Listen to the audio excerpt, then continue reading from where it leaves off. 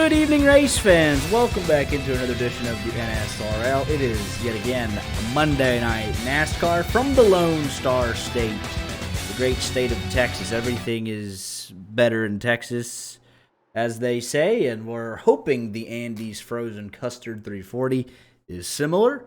Here, as always, with my co-commentator in the boot, Art. How we doing? They usually say everything's bigger in Texas, and I can't say that about this racetrack or the racing. Bigger, Uh, better. you It's. know, Yeah, I hope it's good. I do have my Texas pride.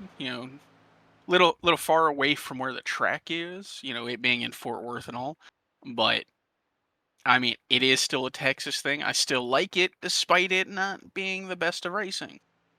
The race information for These tonight is as follows. 2 laps qualifying to set the field for the 200-lap main event. Stage 1 at the end of lap 45. Stage 2 at the end of lap 90. 3 green-white checkers. 5 total tire sets. Fuel run 53 to 57 laps. We'll call it 55 even. And 0 fast repairs as always for these drivers. We're a little bit behind schedule, so let's go ahead and get right into qualifying. It's already underway. Haven't even had a chance to look at the practice results. Time to beat Jake Miller as it stands. And it's looking like 22, 23, 24, 25, 29, 30, 31, 32, 36, 37. Yeah, we're going to send some folks home again. So the DNQ tracker, the red highlighted names, going to be important to follow. And if you're on top of the board and you must race your way in, that's a good place to be. Elliott Henderson completes his second lap, 9th quickest. Here's a new name, Ryan Honeycutt in the 89 machine. He's so new, I don't even have him on the DNQ tracker, so his name won't even show up. But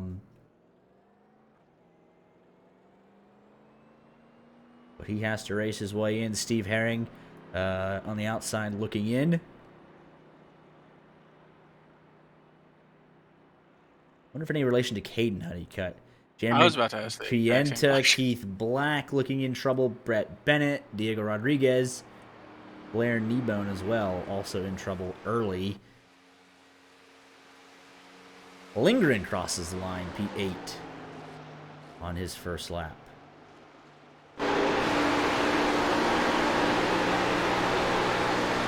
Bradley Gunn, P22, Brett Kingcock, P23. Here's Ross Brockman. 80 machine, his first lap. P25, a bunch of similar times there on the board.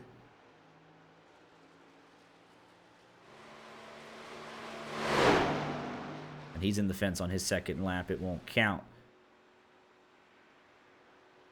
Henry Brown to pit road.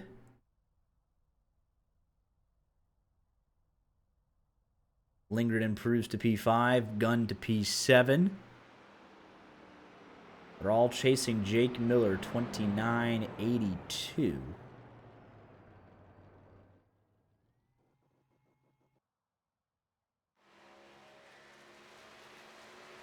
Let's go on board with the 89 machine making his debut here tonight.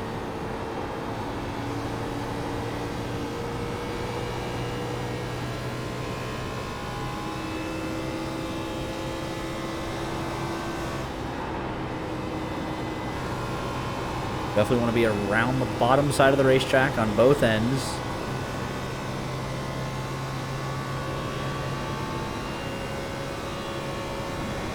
'28th quickest. We'll need to pick it up on the second lap. Can't have it invalidated. Can't hit the wall.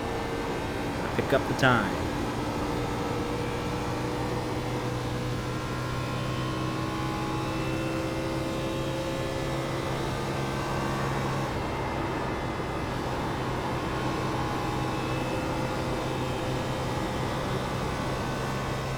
Last into the line.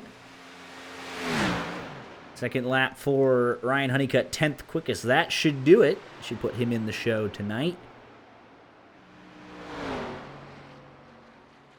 Mike McConville, Jared Wishon, Nathan Yarnell, Corey Burkett. What on earth is this paint scheme for Mr. McConville? What do we have here? I thought you were going to talk about Mackins, but what's going on with McConville? Mackins is pretty standard. McConville he's got something going on here. Star Wars, Cheerios, a whole lot of different stuff. Huh. Yeah. There's just a lot to keep up with there. Can't miss it.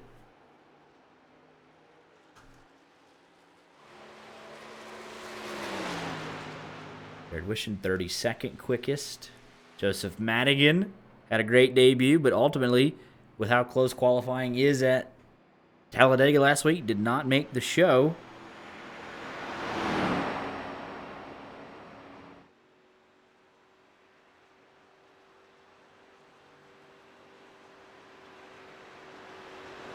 And he's trying to get his outlap worked up.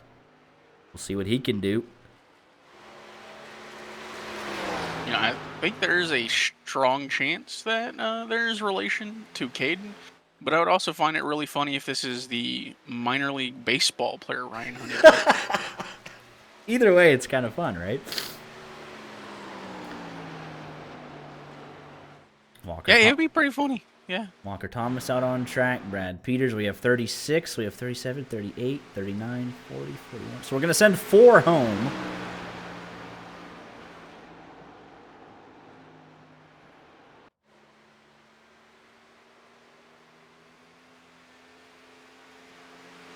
Barney the flagman standing on what appears to be an invisible flag stand. Nice. Madigan, 36 quickest. We'll have to pick it up on lap number 2. Pienta, Madigan, Herring. All in danger.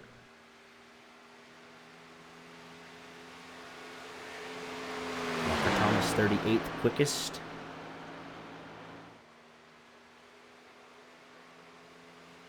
Second lap for the 66 machine. Will he be racing tonight? Pops up to P7. Yes. Claude Furlan slots into P2. Here's the 67 for his second lap. Crossing the line. We know he's quick. P11. Minute remaining. Rich Jett, John Wilco, Gavin Fitzgerald will elect to not qualify. Fall back on their owner's points. What are we looking at? Steve Herring, Jeremy Pienta, Matt Mackin, the 3. And then there's one more.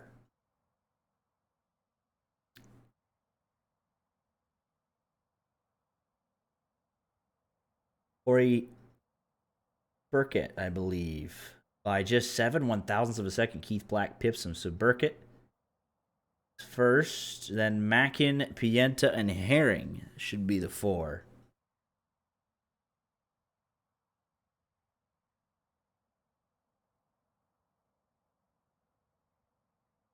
That is a tough one to swallow if you're the 95 machine. We'll see it pop back up here in just a second.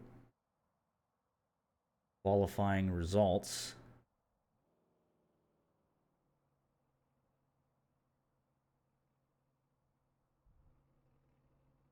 You see there, Corey Burkett, 237. So a 32:30 was the cutoff for the go homers. Steve Herring, Jeremy Pienta, and Matt Mackin also joining that group. Jake Miller, your pole sitter, by 0.03 of a second over Claude Furlan, and Mike McConville rounding out your podium positions. McConville finding speed at Texas. So Steve Herring manually disconnected. Jeremy Pienta was disqualified. Matt Mackin was disqualified. And then it should be the 95 of Corey Burkett. So yeah, we had that pretty well figured out tonight.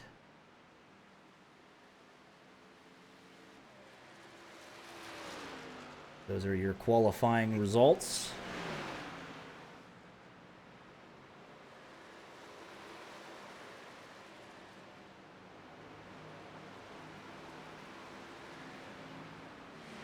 All right, what'd you pin in chat there? Or what is that link?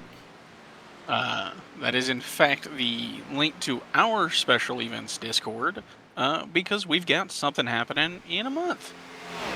We got the YJ 1100 coming up on June 13th. So yeah, that's the Discord link. We got the sign up form right here. Doing the double, the YJ 1100, Indy 500, Coke 600 all on the same day. We're pretty excited about it. So there's the relevant links to that.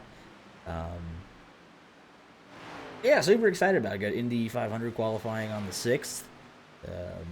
33 cars make the Indy show. 40 make the Coke 600. Got some prizes to give away. So it should be a good event. We had a lot of success last year with our Indy 500 and had a fantastic finish on that one, and then the one we did the year before that with Rod Car. Long live Rod Car. The Rod Car 8500 finish are probably the best one we've ever had. So super excited about that, and yeah, check it out.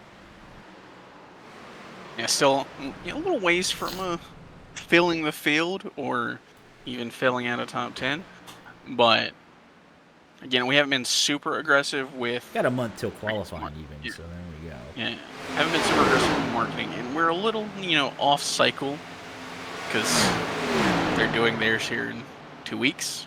Yeah, so it happens. But ultimately, we'll be the only show in town June 13th, middle of June, doing an Indy 500. So if you get wrecked out of your Indy 500, you had a bad experience, come hang out in ours. Same with the Coke 600. So couldn't find time in the month of May to squeeze it in with real life and obviously the events themselves. So we'll just do it in June.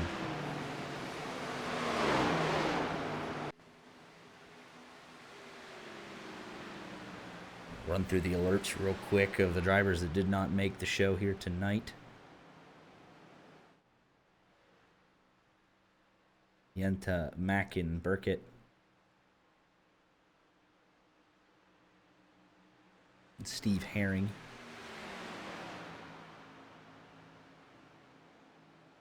Figured I'd just leave this on, let it scroll through, let it get all the practice nonsense out of the way. That way it doesn't repeat the alerts. Ultimately, we did see some decent racing IRL here over the weekend. The viral clip, obviously, with the 3 wide. So it can get a little racy. Hoping for it, at least. It's there. I mean, obviously, different talent levels between, our Monday nights on iRacing and the guys racing for real money. Very true. But there's still talent here. Oh, absolutely.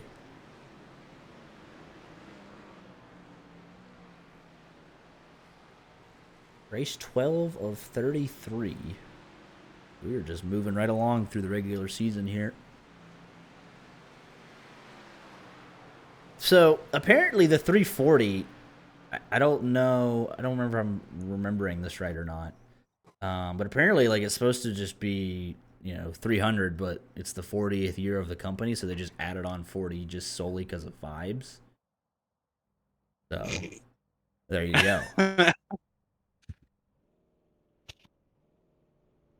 We're ready to rock and roll here, man.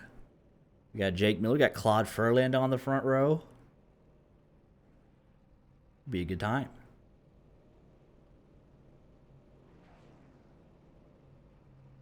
Hopefully this time I don't have to go find some track record for cautions. I think we'll be all right. Jake Miller debuted 2 weeks ago, or 3 weeks ago. Bristol was 3 weeks ago already. That's weird. Jake Miller on the pole, dominated that race, won at Bristol. Then Jackson Sims got it done at Kansas. And then last week, Brad Peters got the win in the wild card of Talladega.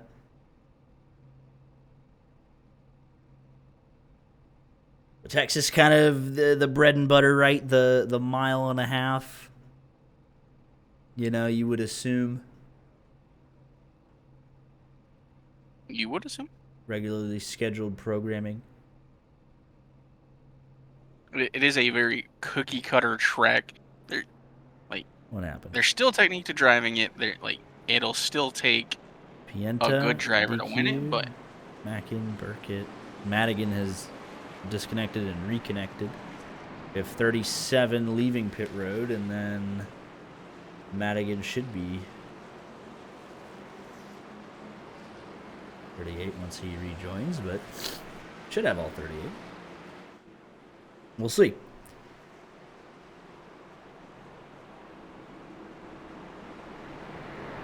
Who you got winning this sucker, Art? I'm going to say starting on the inside line, but a little ways back. Give me Walker Thomas. Do we have Aiden Kirker tonight? 76 machine? I don't know that we do. I don't believe so. Okay, so I'm missing a couple of the 76-67 connection there. You got Walker Thomas. Go ahead and give me Joshua Chrisman in the 5 machine. Larson won here IRL in the O'Reilly series. I think the 5 machine gets it done at Virtual Texas, so we'll see. We're underway. We'll find out.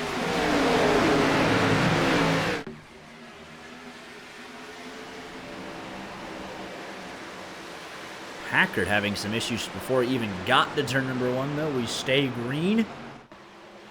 Miller clear out front.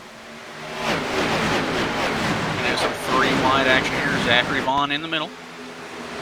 Ooh, there's contact. They're going around. The 21 kick. No caution. There's Blair They keep it Kneebone. straight. 64's destroyed. Everyone has scattered. And we're at a snail's pace at the back of the field, but we keep it green, nearly 3 wide for second.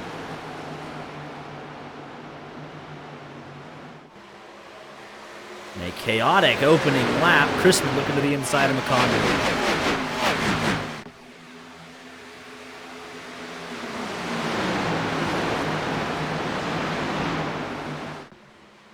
McConville washes up the hill a little bit. Crispin through. Here comes Furlan trying to get his spots back. Jackson Sims to the inside of Lindgren. 2 laps complete. Joseph Madigan has reconnected, but we got a host of other drivers coming back to pit road. You mentioned the 21. He's got big damage. 66 just now starting his race, while it might be over for some others. Let's take off the DNQ trackers. I have to pick myself.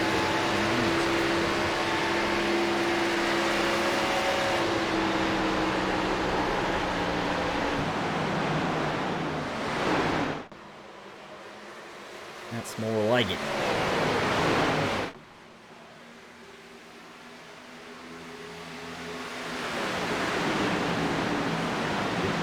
Movement so far for your boy in the 67. He's +4. Looks like that 43's a little loose there on that second lane. He'll lose out another spot. +5 for the 67 machine. And on one hand, we've said this week in and week out, he's able to usually just find a way to march forward. He's done that again here tonight. Started 31st up to 21st in the opening 4.5 laps. I'll say that probably slightly aided by the first lap shenanigans. At least he wasn't in the chaos, although he does look pretty loose there at the 3 and 4. But If you really want to be fighting the wheel on lap 6. it's probably not ideal. You know, you got the card, you've been done.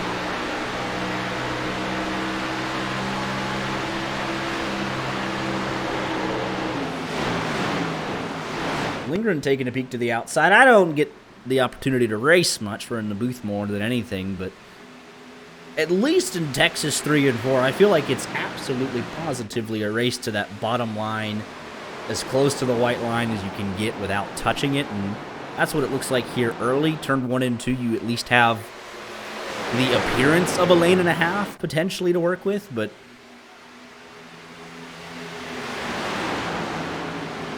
it's a race to the bottom for most. Just realized Sims has a big old 6 on the side of his car instead of a 26.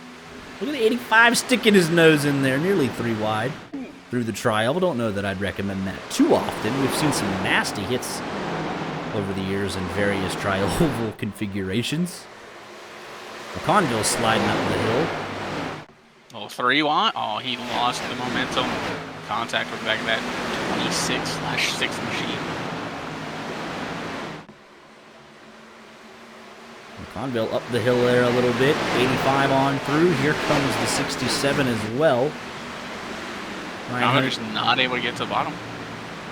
Spencer Owens making, I believe, his 3rd start ahead of this battle right here. He is up 3 spots. Henderson +6.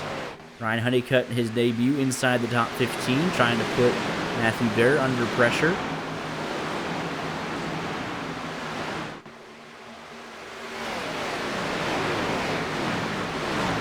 Diego Rodriguez, well, he did end up retiring from that opening lap incident. 2 laps and he's done. Blair Kneebone and Zachary Vaughn both on pit road nose to tail for the 91 and the 64. Well, their race effectively over before it got started.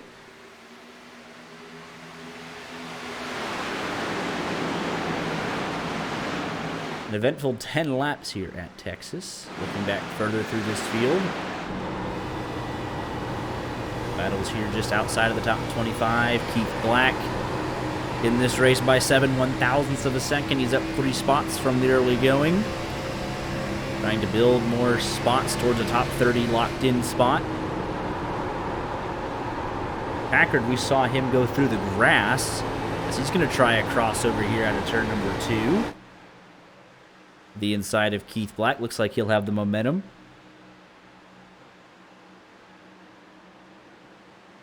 And he'll get that move done.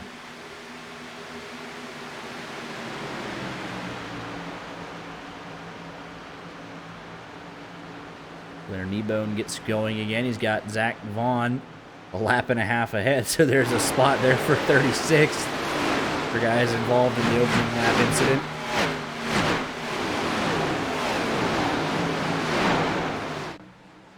But it's been all Jake Miller, has led all 12 laps once he crosses the stripe this time by. But has not really pulled away from Joshua Chrisman whatsoever. 2 car lengths, 46 sliding up the hill a little bit. It's going to invite Jeremy Brown and Spencer Owens and Elliott Henderson into the mix.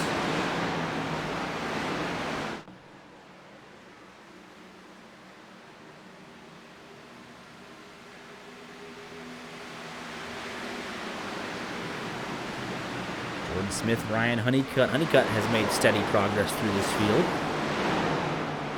Picking up a car every 3 laps, it appears.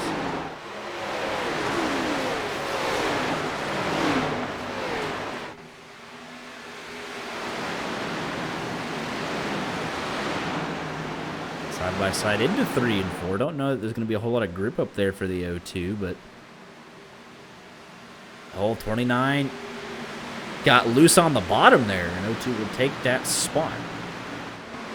17 gonna walk right through that open door as well. And 29 way up the hill there. That's definitely not a 3rd lane that we see used.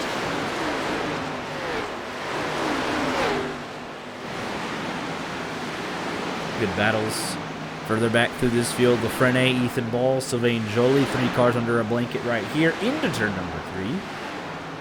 Brandon Minto, Keith Black going at it as well.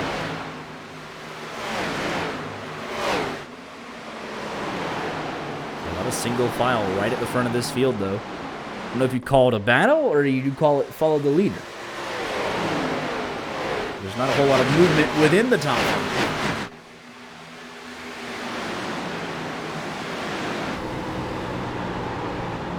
It might just be I'm going where my car feels the most comfortable. Henderson was able to slide up underneath the 43, but he washed up a little bit on the corner exit. Here comes Ryan Honeycutt. Verlander now outside of the top 10 despite starting P2. He's going to be under more pressure. Spencer Owens looks like he picked up the throttle just not even a second before, half a second in it, really. Now he's going to look to the inside. You see a little bit of a battle here up at the front. Walker Thomas trying to get around Jackson Sims, and he might be able to complete the pass out of 3. Or out of 4. Looks like he'll do so. Sims fighting back, though.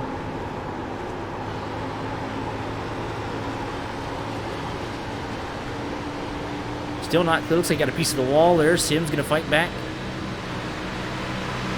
Claude Furland able to hold off Spencer Owens that time by. Jared Wishen now trying to get involved around the outside. And Wishen takes a spot away around the outside. Walker Thomas still trying to complete that pass. Put himself up on the podium.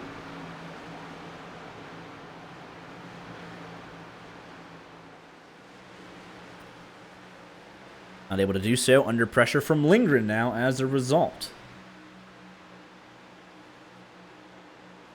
Still 2.5 car lengths out in front for Jake Miller. 19 laps completed.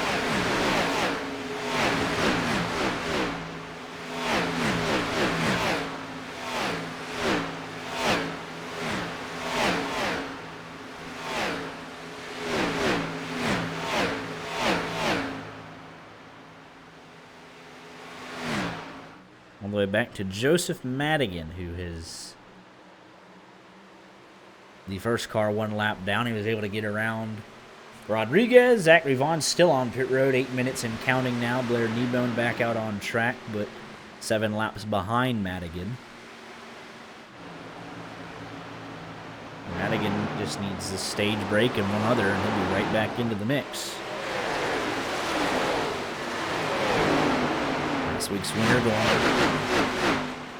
around Elliott Henderson there on the high side, or at least attempting to. You just see loses essentially that spot and then another one just like that.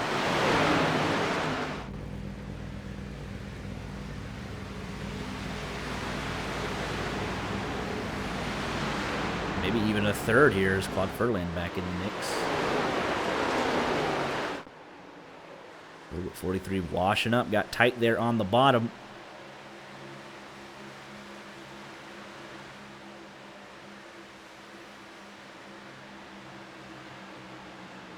Bradley Gunn to the inside. Taking a spot there from Moynihan. Looks like he might have put it in the fence off turn two. Lost a ton of time down the back straightaway.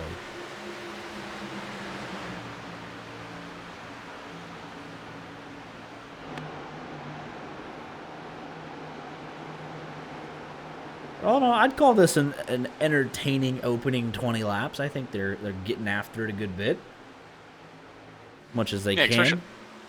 I mean, we started with an incident. We didn't get the caution, and they've just been, you know, there are fights here and there. Like right now, the 22, the 29, and the 02. You know, they're going at it.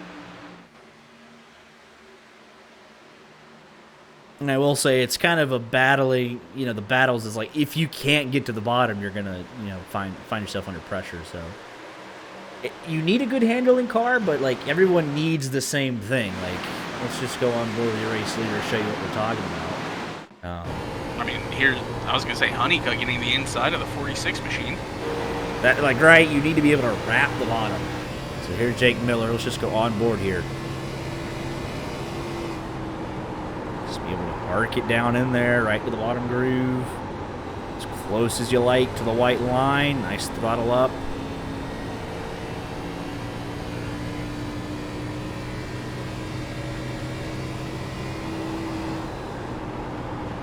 Same thing, 3 and 4, right on the white line. Crispin going to be doing the exact same thing.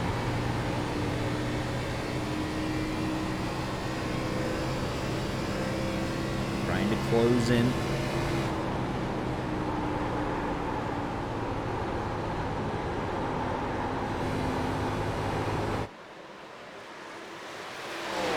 Starting to break away a little bit with the top 3 specifically. You're going to have a couple battles here. Conville trying to get, Thunder Walker Thomas and Ryan Honeycutt going around the outside of Jimmy Brown.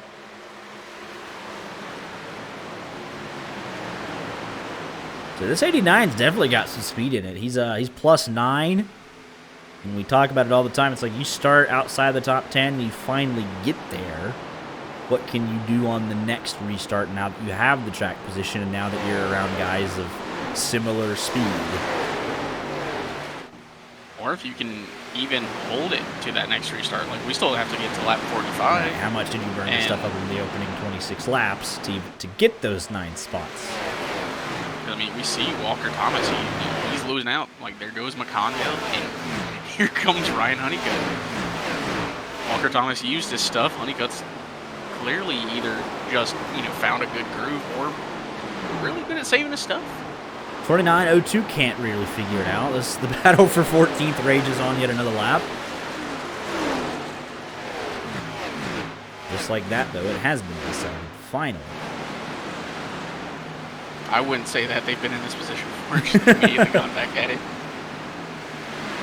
Packard, Ethan Ball, Minto, that's 25th, 26th, 27th, even further back. That is not the 69 machine. That's Gavin. We got the wrong number. Keith Black, Gavin Fitzgerald, there's Blair Kneebone, and there's Chris Claude. Rich Jett, John Wilco, Back Row Motorsports teammates going at it again.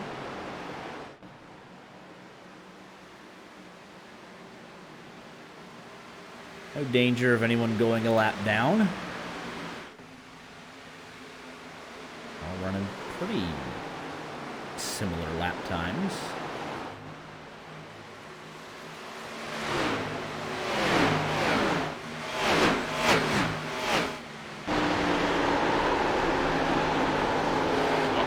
Still having struggles with the outside wall out at 2. Gonna lose the spot to Honeycutt. Similar thing to Elliott Henderson. He gained a bunch of spots early. Now he's kind of given those back as Wishon has gone by. Jimmy Brown kind of getting back up to where he started. Walker Thomas down to P7 under a lot of pressure there. And look at the 46 just wrapping the bottom. Yellow is out. Ooh. And Packard going through that's the second time through the tri-oval grass. And let's see what happened here. Ooh, this is going to be all by himself. Looking there, turn 2, Minto nowhere close on him. He's way out of the groove in 3 and 4. Yep, look at all the, yeah. Yeah, he's just going to bounce it off the wall. And then he actually spins onto the track, which inevitably brings out that yellow. Yeah, that's a deserved caution there. Let's go back all the way. I want to see lap 1 because he's also been through the grass literally on the exact start of this race. Take a look at what happened there.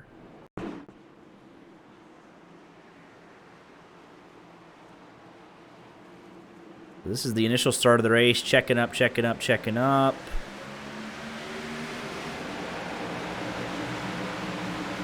And he just kind of plows through the grass.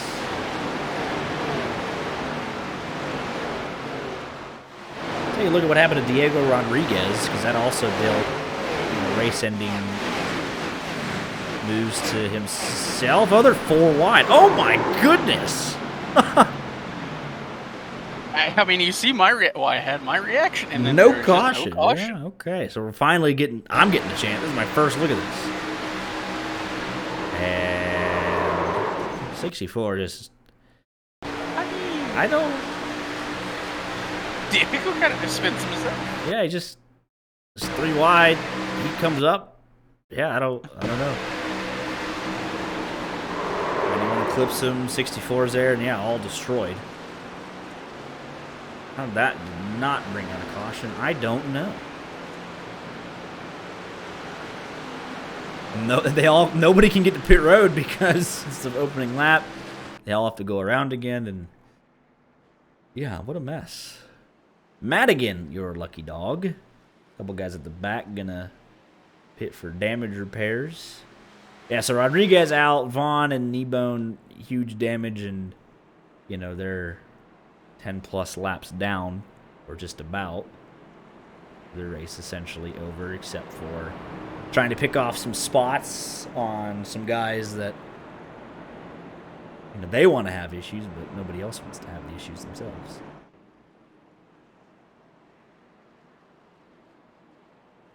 Madigan now 1 down, Vaughn 19, Kneebone I think is 10 down specifically.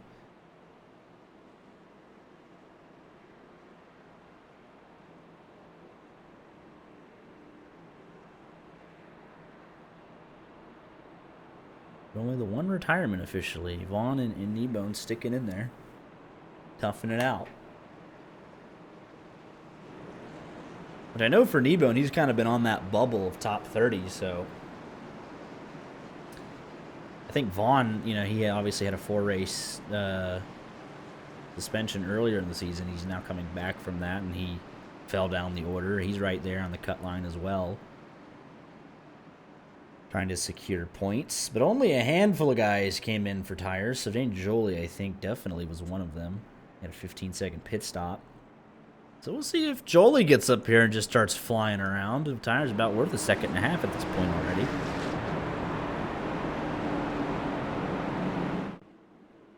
Nobody up front wanting to gamble for what would have been a stage win. Or would it have been if nobody else, if you're the only guy that pits, you go back to P30. You wreck yourself getting up through the field, who knows? But pretty unanimous to not pit here. I think you want to save the tires for the stage. Like you're saving them for the long run. Yeah. 110 to end it out. Yeah. And we just did, we just did 30. So, I mean, it was a pretty clean opening stint. So here we go. Jake Miller back in control. The Echo Park restart zone. We're back underway. What a launch. Problems there for Jeff Carson, it looked like, off the restart. He was way up high, and he's still hemorrhaging spots. But no contact, and I think he's starting to wind it back up, hopefully. It looks like he just missed a shift. All right, let's see what Jolie's got for us. First lap. Look at Packard, man. He was the cause of the caution, but don't tell him that. I think he took tires as well. He's cutting up. Okay. Up to 23rd. Jolie's following him. Yeah, they're going to... Oh, look at this speed through the corner. Oh, man, here he comes. So they're going to get up here. They'll be a factor for the stage, man. Just don't run anybody over. Oh, boy. Don't run each other over as well. Keith Black on pit road. Unscheduled. Chris Claude there as well. Oh, boy. Oh, boy. This is all I got to say. Look at, they're like cutting up like it's I-75. Oh, we got somebody in defense. I thought Jolie would send it forward. Oh, Jeremy Brown is in the wall. Oh. What is happening there? Packard P14. You go check out that.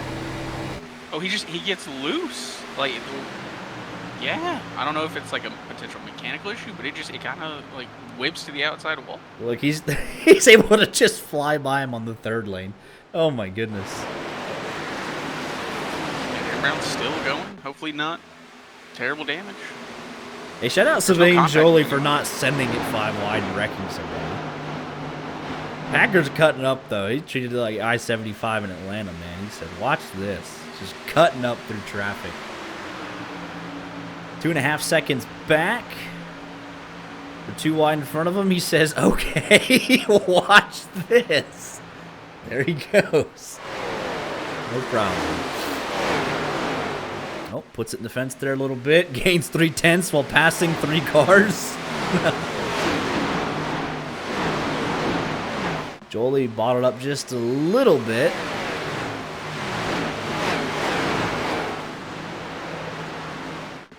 You just gotta, I mean, you're easily gonna, you know, you'll dispatch of them pretty quick. So just gotta mind your manners, don't wreck nobody. And you'll get all the spots that you need. Packard 1.5 back end closing.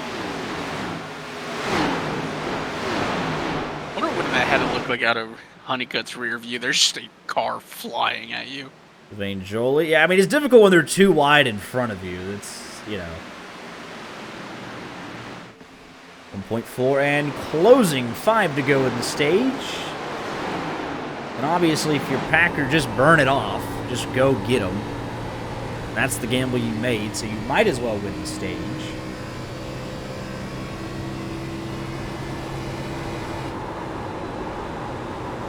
If you're these 3 right here, you don't need to fight for it too much. Not a whole lot you're going to be able to do.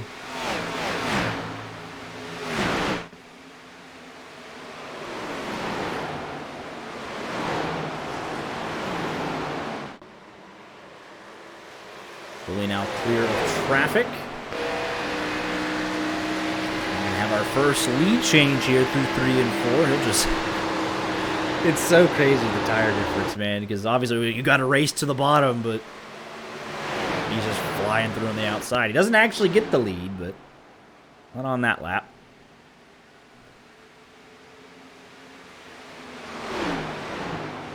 I'm gonna say it'll be wild if we had elite defense from Jake Miller. Just unlock some secret stuff here on lap 43. 30 lap fresher tires, though. Nothing he's going to be able to do about it. Jolie trying to close. He's got 3 spots in the next 2 laps that he wants to get as well. I mean, he's fighting that car. Like, it is wiggling through the corners with all that speed. Got 9/10 of a second, and he was 7/10 of a second quicker than these 2. So he'll fly by here, and he'll have a lap to go get Jake Miller. Jacking Sims into the outside wall there pretty hard, to be honest. He should be good now. Oh, he's fighting a little bit. Got a great run there. Right up to the back bumper. Which way does he go? Look at the outside. Lap traffic ahead. He should sail around the outside. And he'll do so. 1-2 for Brock Packard and Sylvain Jolie. Is Jeremy Brown actually going to go a lap down from that damage? As he's just toughing it out to the stage. Cole is actually closing in on Packard down the stretch there a little bit. But Packard brought out the caution. Said, all right, I'll win the stage. How about it? Sylvain Jolie P2. Spencer Owens. That's pretty impressive. Gets the last stage point. So there's a couple things. Jordan Smith. What happened to the 29 machine? In the fence. Oh! All right. No caution.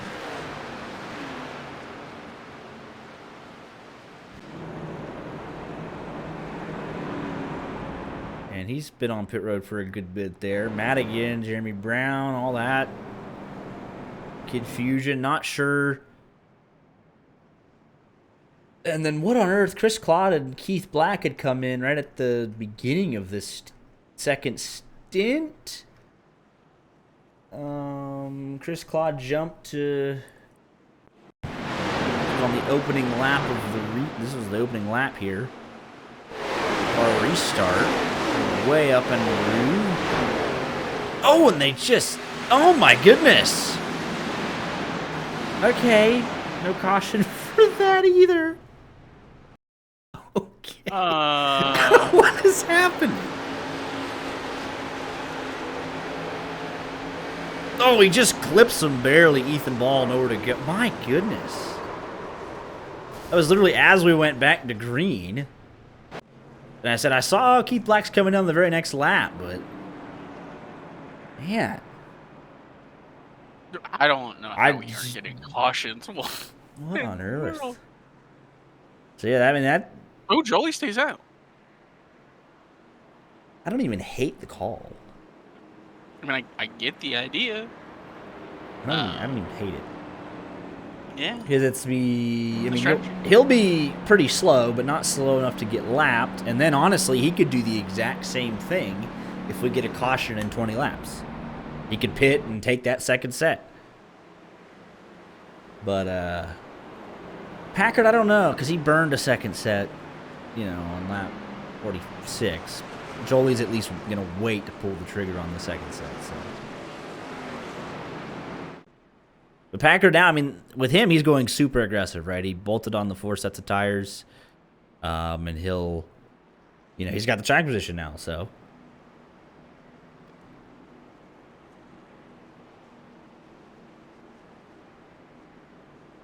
Yeah, so Jeremy Brown,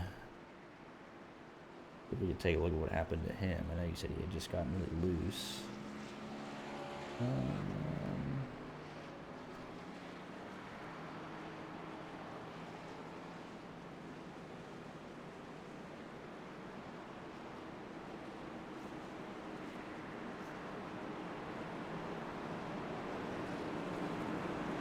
Take a look here at what happened to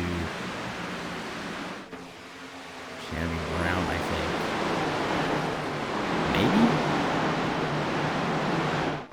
Maybe? He just got loose. Yeah, off of 2. And, oh, big tank slapper to the right rear.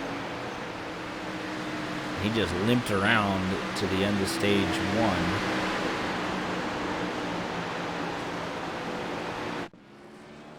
He's got big damage still, but he's fighting for the lucky dog now, I believe. Yeah, Madigan a lap down, but he's good, and I think that would be advantage him for the lucky dog spot over Jeremy Brown. Jordan Smith still got repairs, and you know, a host of others that we've seen. Keith Black has retired from that incident with him and Chris Claude. Ethan Ball was involved in that. He's got front end damage, but he's still chugging on the lead lap in 27th. Here we go, Sylvain Joy on our older tires. Let's get us started. Don't spin the tires, please. Not in front of the whole field. Good launch, good ban. Oh, but Packard didn't get going again. So he must have missed a shift going to 3rd or 4th or something. But he's now back up to speed 3 wide. I mean, you do all that work to gain the track position. And then you just instantly fumble the start. That's tough. He didn't win the stage, though, so. Hey, points are Oh, points. he's up. Oh, he's having nightmares.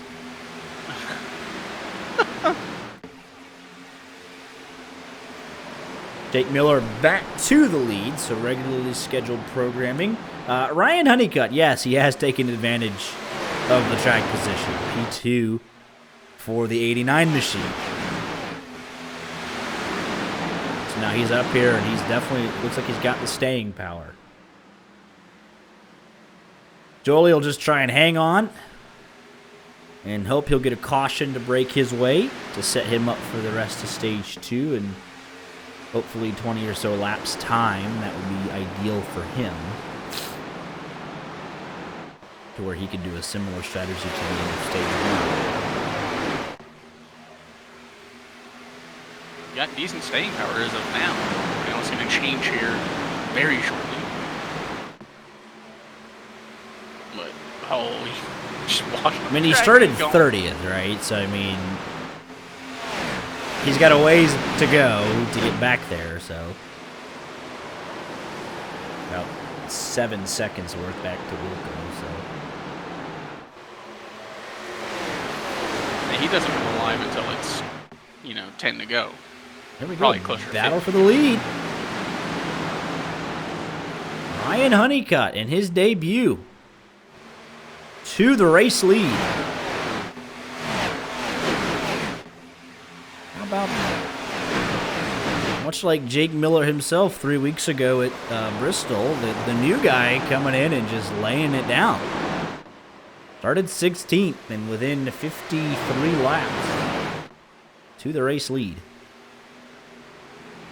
Gosh, I heavily considered him as like my pick to win. I was gonna, make comments about potential pedigree, but with one driver, can you really say there's a Honeycutt pedigree right now? Well, there might be now. There might be. I mean, we're he's witnessing the birth of the Honeycutts, Honeycutt the future V2. of NASCAR.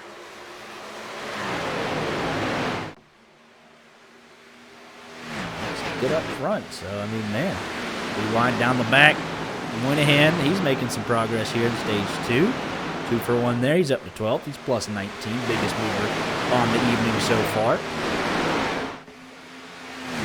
He'll look to try and march forward, get in that leading group from 11th to 1st. Just outside of it, half a second behind it.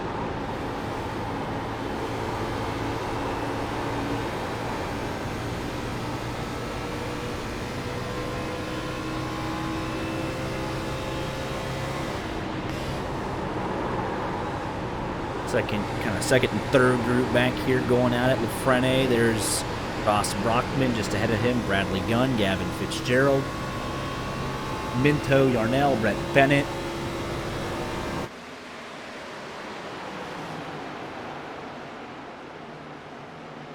Yeah, Jeremy Brown back to pit road. I mean, that was a tank slap right there. He nailed the outside corner. Definitely something out of alignment. Your Phoenix winner. That will not be a factor here for the remainder of the evening. Madigan hoping for a chance to get back on the lead lap and show what he's got.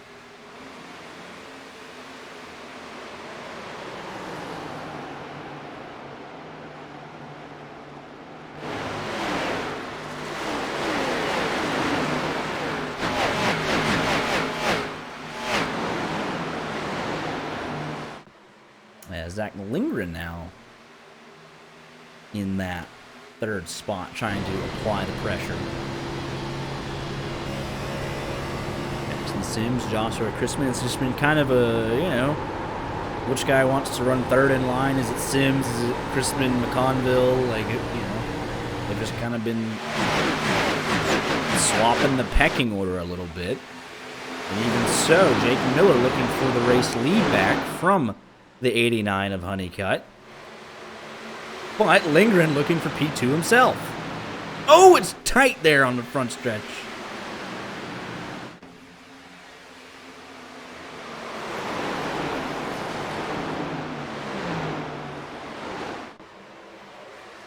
Combo looking around the outside. And he puts it in the fence, but looking like he might complete the pass, and he does. How about that for McConville? 45 takes the lead right back. Lindgren gonna try and follow through for second. Sims is also there. There's not any room for that 89 to get down. And how important it is to be on the bottom.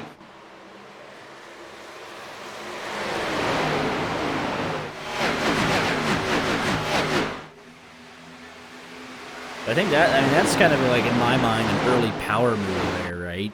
From Jake Miller. He's like, all right, you passed me. You pull away a tiny bit. I'll just run you back down and just move you. Right out the way, get up underneath you, and sail back to the race lead, and you'll fail back to, back to P3.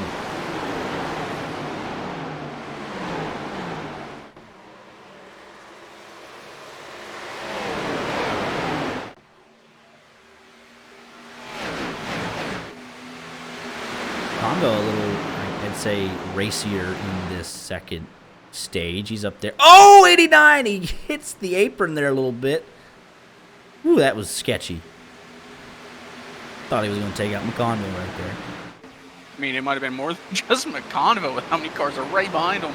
But I thought he was just locked into McConville's door there for a second. I was like, Yeah. yep, they're going to just go up the hill together, and who knows? Yeah, 89 looks a handful now. Not going to stick his nose in there. The 89 deal with it. I was saying, like, as close as you can get to the bottom, right? But if you hit that apron, it'll shoot you up the hill real quick. Look at the power move there from the 26 who's shown as the 6. Got that move done on the outside.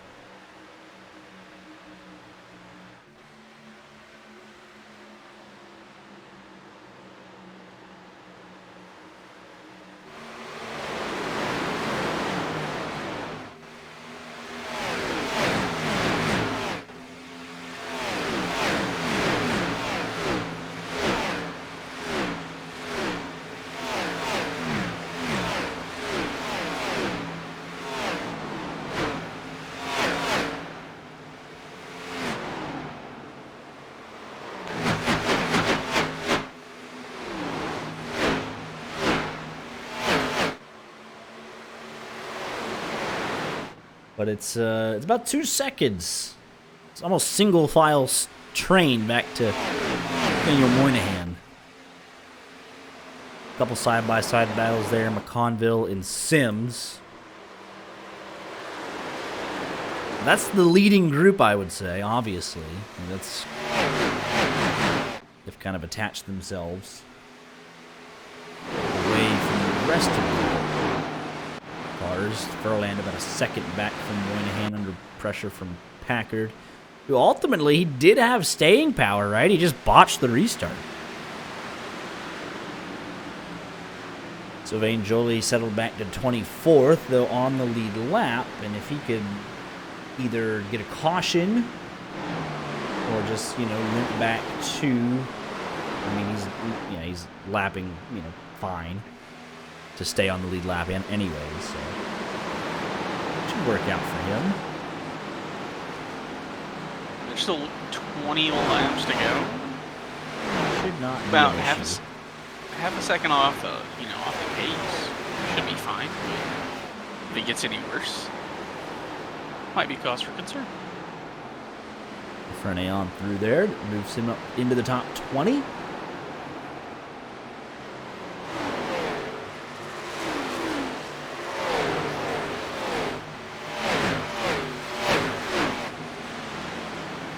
Gunn fighting right back, though. Had a look into 3, but the 06 carries the momentum.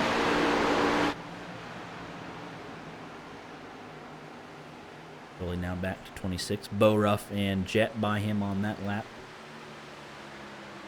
Which ultimately he's right back to where he almost started the race.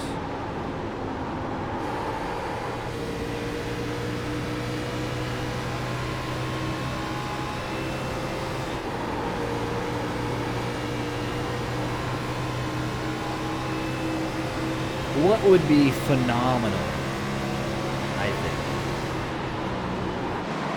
is we got to get this thing going green the rest of the way in stage 3, because I just need to see the strategy for one of any of these guys, right?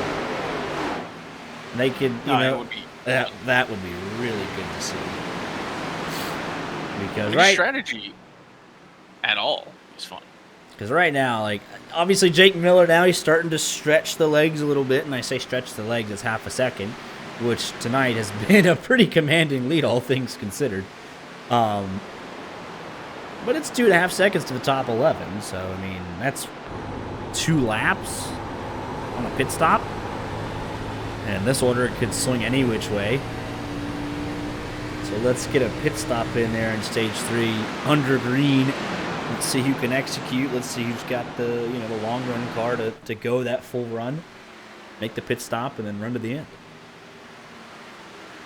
I don't know if it's been there or if you've noticed it, On the nose of that 5 machine, it says 4 higher. That's a pretty fast car. He's branding himself, Joshua Christman Motorsports, 4 higher. JCM Ask all him over the how car. much for some YJ logos. Gotta get back to shilling our own stuff. How much to slap the YJ 1100 on the side of that car? Honestly.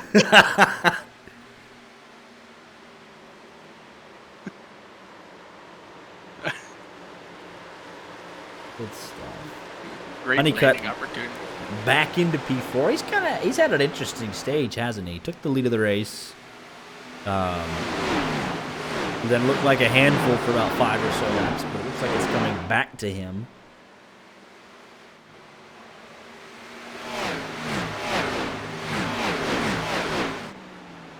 As things naturally start to spread out just a bit.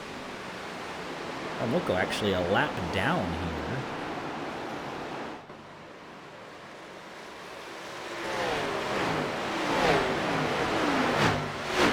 Just keeping up with Rich Jet in stage 1, so not sure what happened.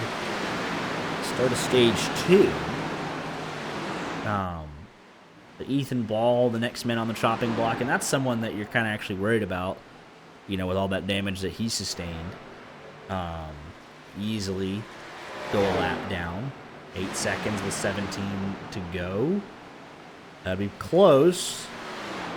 But then even Gavin Fitzgerald next up, I think even he is safe in 28th.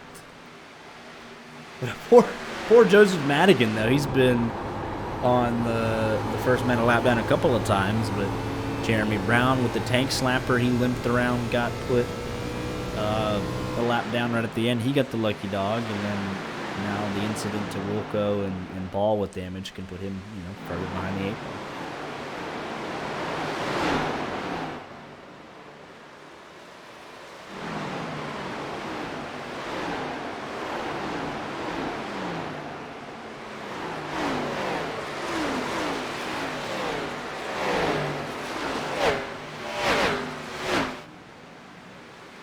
Eighth, 9th, and 10th right here, trying to finalize the stage points here. Brad Peters right there. I think he finished 11th in stage 1.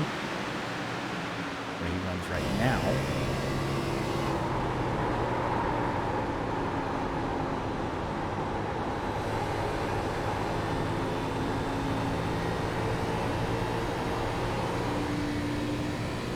Been 11th for a good while out, actually.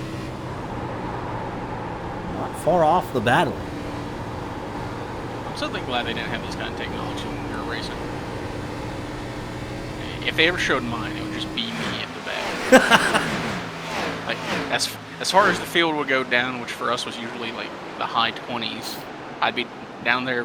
I wouldn't be last because luckily we had Corbin. It's like here's me battling for 24th the entire race, passing Corbin, getting up into 23rd, and then.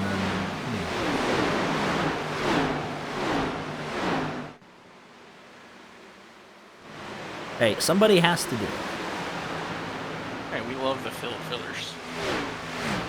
I mean, they come in every week, right? I mean, like, listen, they're battling here for 25th place. That's pretty cool, right?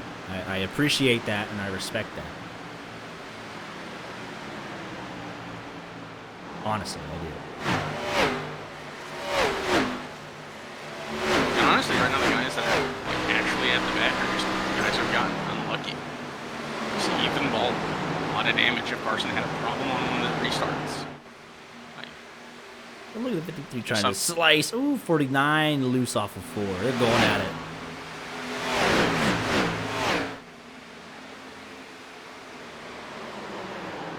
That 02 machine just always in a battle. Seriously. 82 machine King caught. Right there, he's like, he's got a good view of this. 3 wide down the back. Packard almost put that 02 in the wall. Packard bounced off the apron there just a hair. Just kills his run off of 4. Here comes King Cott and Brett Bennett. He's right here in this mix.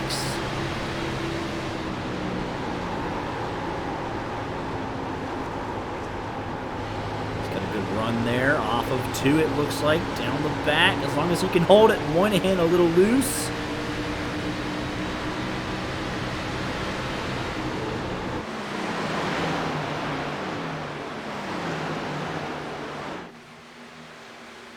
Now to the back of this fight. 90's loose off of 4. Nathan Yarnell next man up. Actually, Gabriel Lafreniere is. No, Minto is. I had that all wrong. Oh, contact.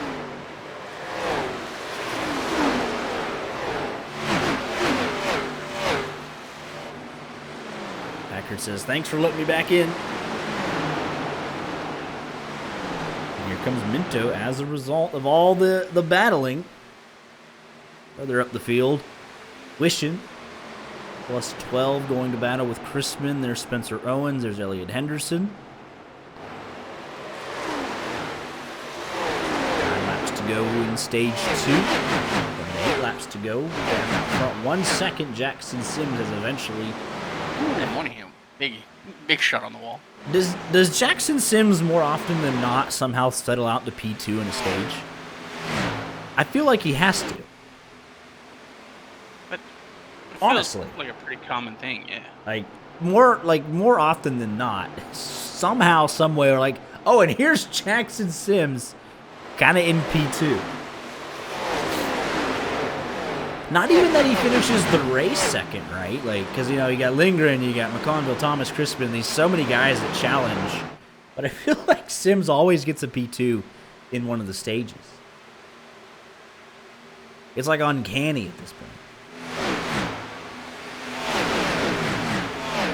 Henderson, the last man slated for stage points. Brad Peters has just kind of been watching this. If he's taking care of his stuff, he can get up there in the mix with 6 laps to go as these guys continue to battle.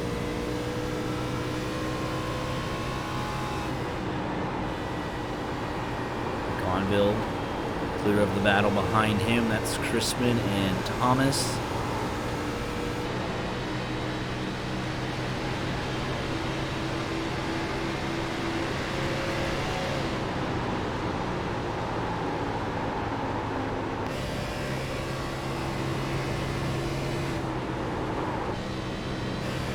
Battles throughout this field. 42 washes up a little bit. Rich Jet, he should have a good run here, and he does.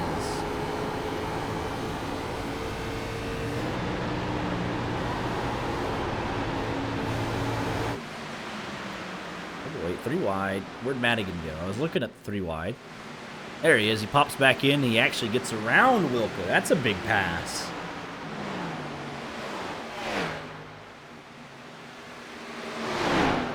Ethan Ball, actually, he just as we're saying that was a big pass for the lucky dog. Ethan Ball, with his damage, unable to hold off the leader, so he is the lucky dog.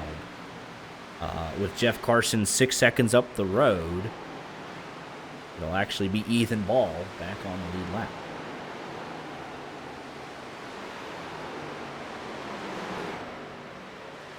I want to say it too early, but I mean, looks like they're going to complete the stage clean.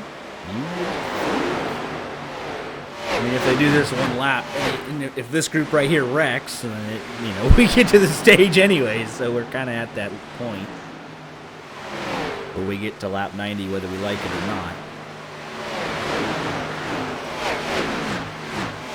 It would be just incredibly funny if that ultimate jinx there. On brand for us as well.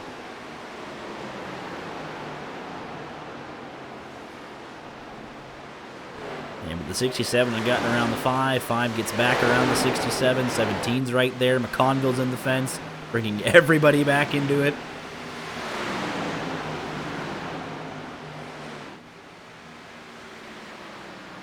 Honeycutt's under a little bit of pressure for that podium spot for this stage 2 finish. 2.5 car lengths back to Lindgren. 88 laps completed. 2 to go in stage number 2. Henderson, 3.5 car lengths over Brad Peters, about half a second behind Spencer Owens, as McConville, I think, again got a piece of the fence out of turn number 2. Crispin takes the spot. Wishin actually ended up clearing the 67. Now he's under pressure from the 20, is Walker Thomas. 1 lap to go. 2.2 seconds out front for Jake Miller. Comfortable.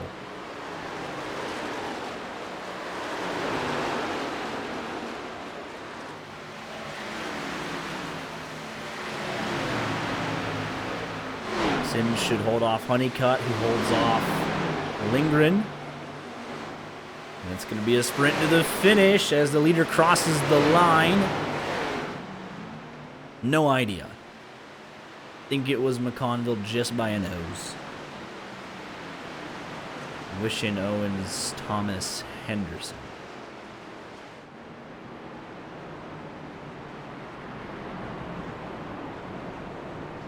Sylvain Jolie holds on for that lead lap finish, so he's kind of right back on a similar strategy now to the rest of the field. I'm honestly surprised those tires held up the entire time.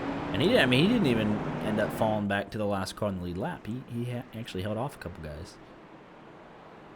Ethan Ball, your lucky dog.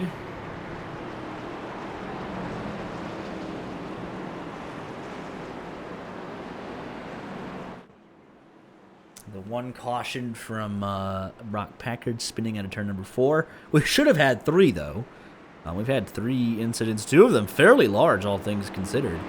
And iRacing just didn't want to throw it. But this should be everybody.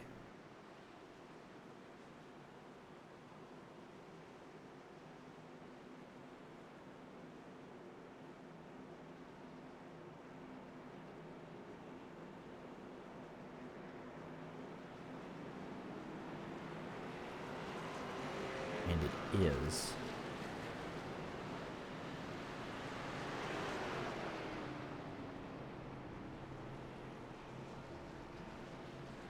See who wins the race off pit road. 4 and fuel for everybody.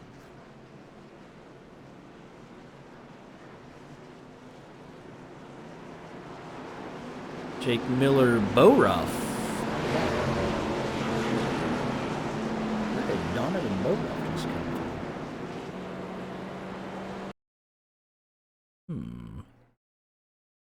Ah, he missed his box. I was so confused because it was like, oh, he came in, just barely missed it. It was like he was like dead even too. I was like, wow, it looks very like a race off pit road. But he'll have to come back in. That's kind of wild how long it takes to go through pit road. That like he still lost to Jake Miller. Number 1 pit box. Jeremy Brown will take a wave around. Looks like.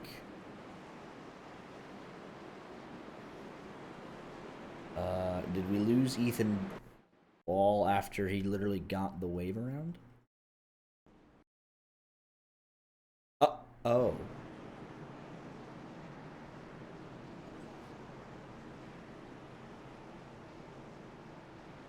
Huh. Now, I don't know about all that, man. What happened there? Come on now. Can't be doing that. All right, like what happened? At the top of the show, I talked about there being talent here. You can't be doing that. Oh, well, that was very clearly intentional, though.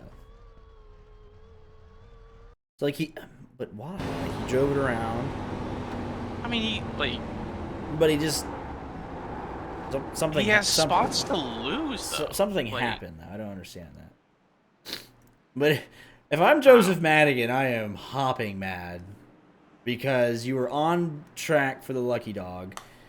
Jeremy Brown hits the wall and breaks his car and gets lapped right before the end of the stage. Ethan Ball was involved in a wreck, breaks his car, gets lapped. Then gets a lucky dog and then just runs into the wall. I'd be very upset. But he'll be in contention yet again for the lucky dog. No more guaranteed cautions, though. So we're underway in stage 3. We'll see what happens. 27 cars on the lead lap.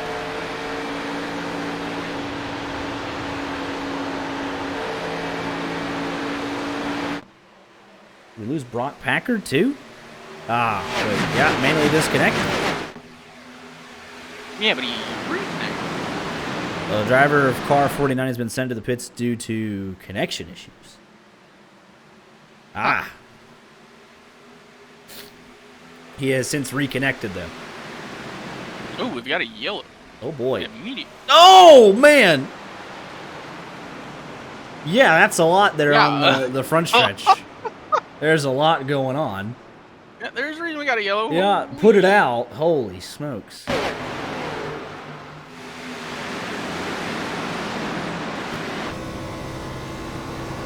We're here with Jeff Carson. I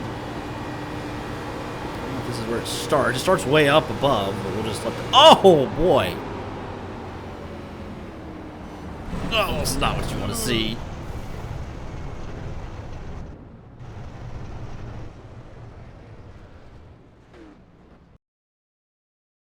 Well, there goes going green to the end. Well, 42 just loses it. Oh, and that's just like man. So on the cold tires, he just loses it. Comes all the way down. Poor Wilco had nothing to do with this. Clips him. It's going to send him up the track. Poor Zach Vaughn. Second time he's been involved in something like this. Just bam, 4 cars under a blanket. Bo Ruff's going to sneak through, and then, yeah, there's Aaron Mack. Here comes Rich Jett. And Jeff Carson runs out of room. And even Jeremy Brown into the nose of Aaron Mack. So big damage here for a number of drivers that should end their race. Finally give it to Madigan, or was he? I don't think he was involved, but... Is he finally back on the lead lap? Yes, after 95 laps. He missed the start. He qualified well. We'll add another, I'd say, almost a contender into this race. We'll see. Because he's got good speed. Took half the race to get him on equal playing field. We'll see what he can do with it. But that's a big one, right? Bradley Gunn, Wilco, Mack. Jeff Carson already gone. Packard connection issues. Ethan Ball, we saw what just happened. Kneebone. And I think, yeah, Jeremy Brown after that one, he's like, yep, that's my second incident. I had huge damage. I was laps behind. I passed 1 or 2 guys for free, and we'll call it a night. Man.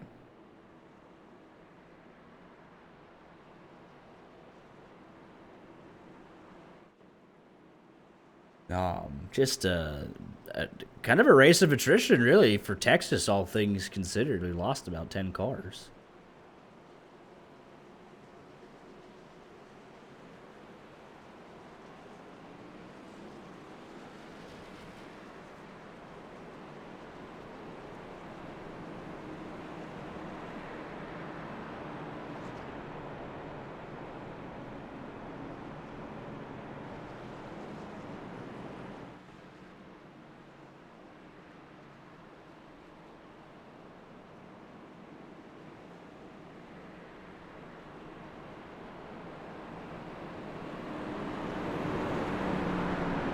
Lights are off on top of the pace car.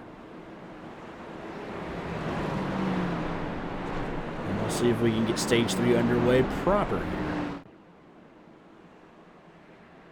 Could be able to make it more than a lap this time. We'll see.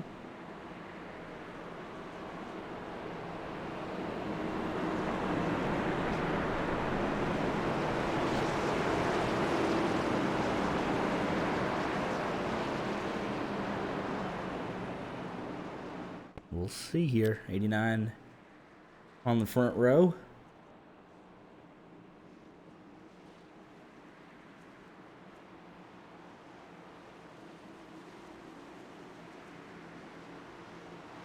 back underway for the restart.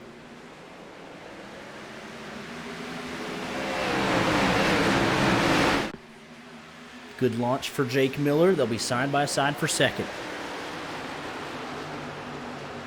But Sims with a great run through 1 and 2. He's got that clear up into P2.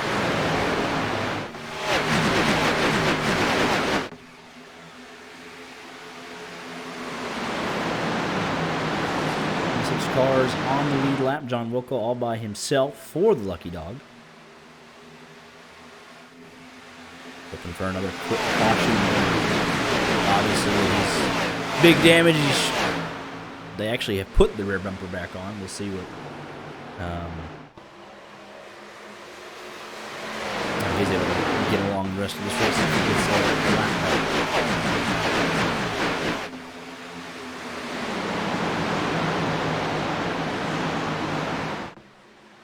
89 washes up just a little bit. That's going to invite Lindgren to challenge to get onto the podium. Brad Peters has joined the top 10 now.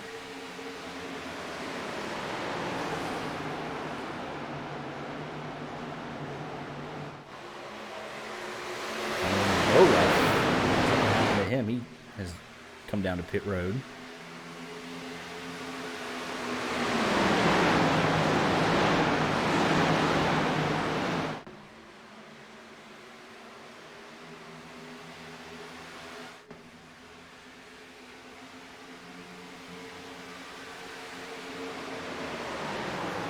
.100 laps completed, halfway done.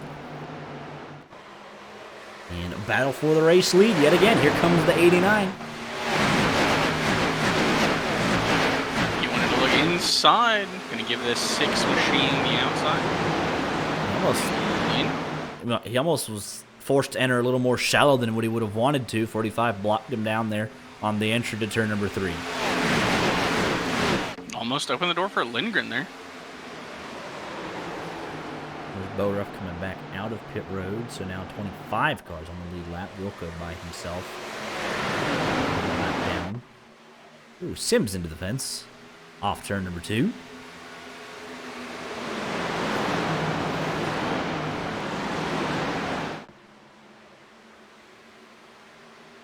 Top 2 clear, and battle for pretty much every other spot in the top 10.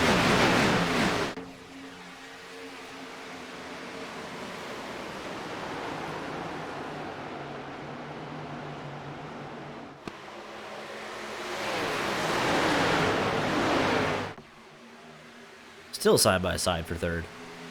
Conville making it 3 wide there just for a moment. Down the back and into 3. Henderson washes up just a bit. McConville should take the spot.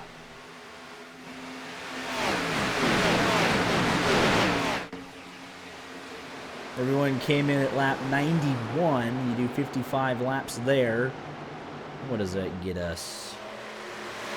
90, 145. Roughly.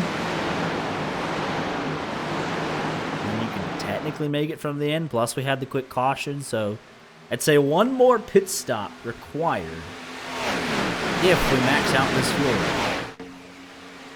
That's a big if with how many cars we have under a blanket right now. And yeah, we're always cheering for, green flag pit stops. You know us.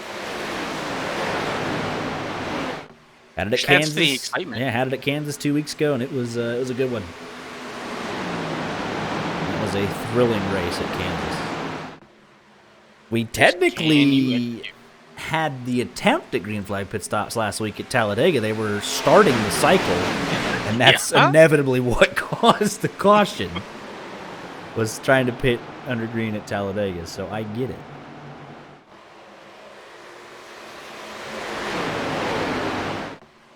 Ooh, Brad Peters into the fence. That is more than light contact. He kind of ping-ponged off a couple of guys. But he'll keep it straight for the time being. Here comes Kincott. 82 machine looking to crack the top 10 for the first time tonight.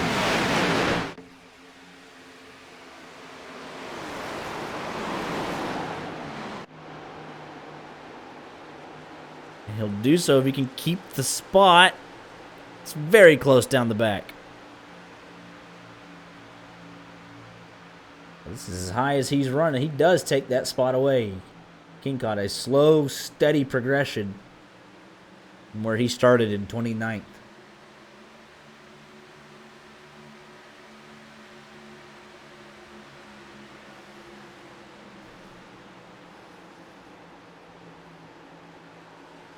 Take a look at this timeline chart for Jake Miller. Yeah, dominant car of the evening. Just that little blip there of Ryan Honeycutt making his way through, and now he's being challenged by Lindgren. Yeah. The lowest he's run all night is P3. That's fairly impressive. But so still a lot to be decided. I mean, how packed up this field still is. Just have to let it play out. Let the battles develop as they may. Madigan finally making some progress here. Take a look at this. Finally back on the lead lap and making some progress.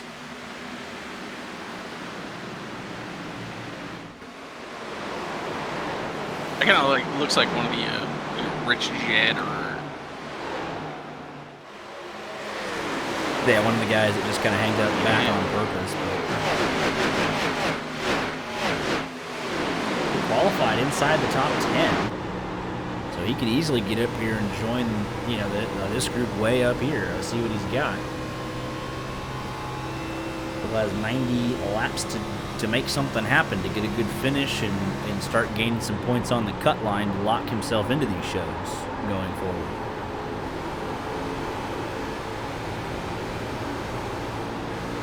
Yeah, kind of surprised he started from the pits. I mean, we obviously had the action on lap 1. Wouldn't have been around him.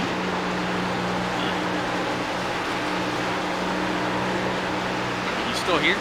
Took him a while to get back in the fight. He's gonna fight.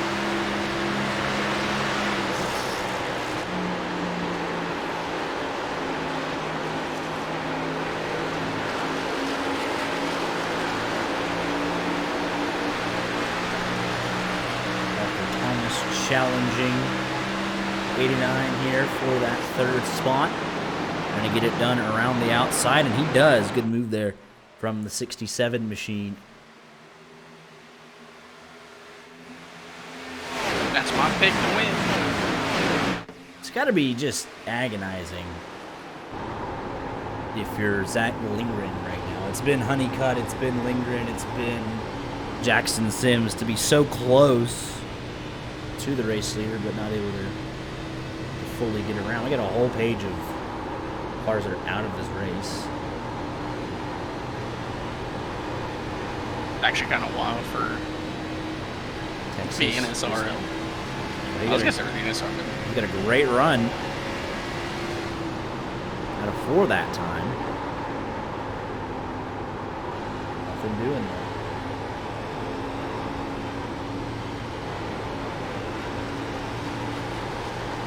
There's Madigan. He's challenging Brett Bennett here for the 14th position. He drove it in deep there, and he got the move done.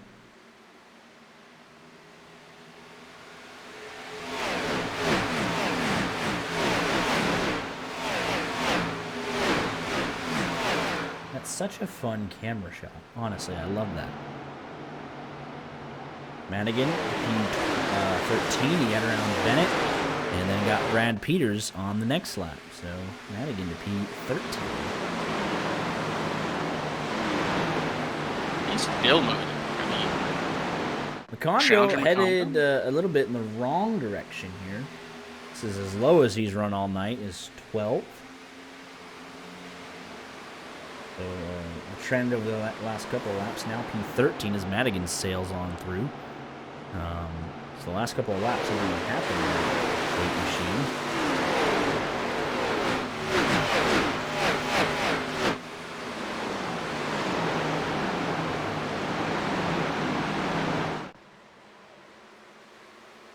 '67 and the '89 continue to battle. 6-7 leads 8-9.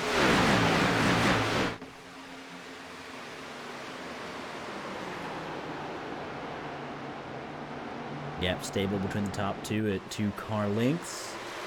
As they pull away, though, from Walker Thomas as they battled.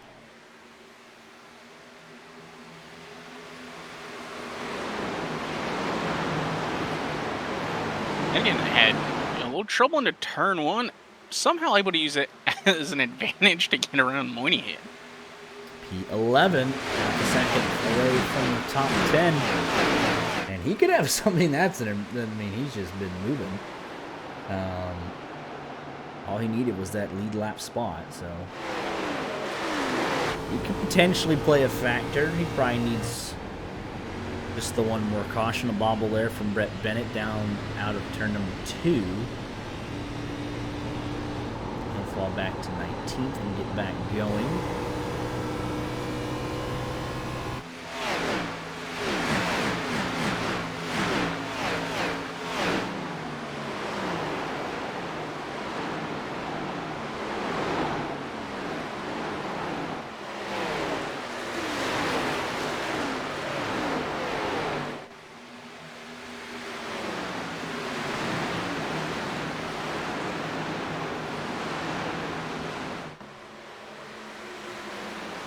These two cannot figure out who they want to be on the podium.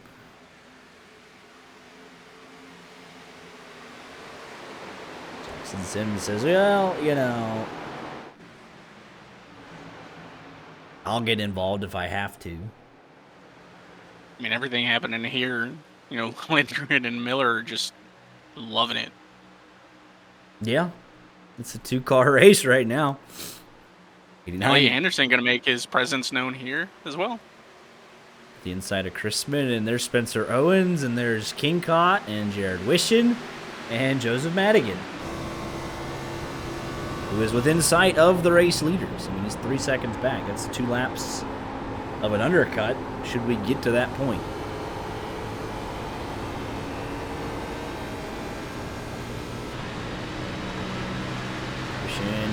Nearly there. 82 though does close the door. Battles further back on board with Gavin Fitzgerald. He's challenging Ross Brockman and Bradley Gunn. He looks like he got a little loose there on entry though. Had to lift out of it. Sylvain Jolie, Nathan Yarnell into the fence there on the entry line. There's Matthew Durr right up the road. Inside of the top 20.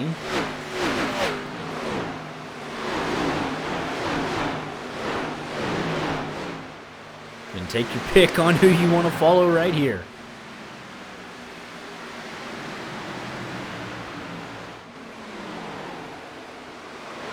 Madigan, though, there's King Cott right to his outside. He can taste the top 10. It's right here.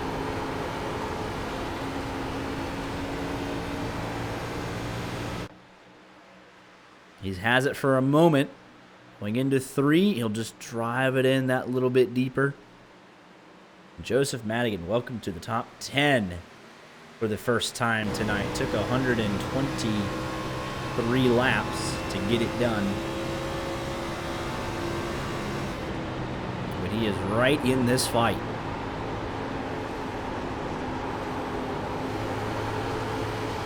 Remarkable long run pace for the 66.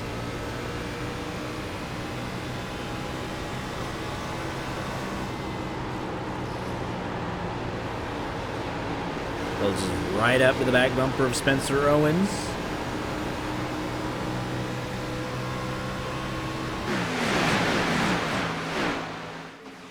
Top 2 still pulled away from everybody else, but even among the top 2, Jake Miller.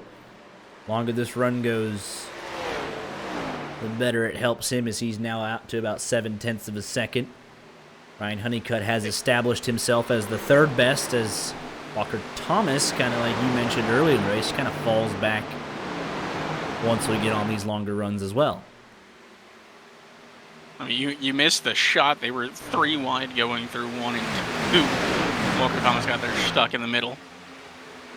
They are just P8. Eating it up here.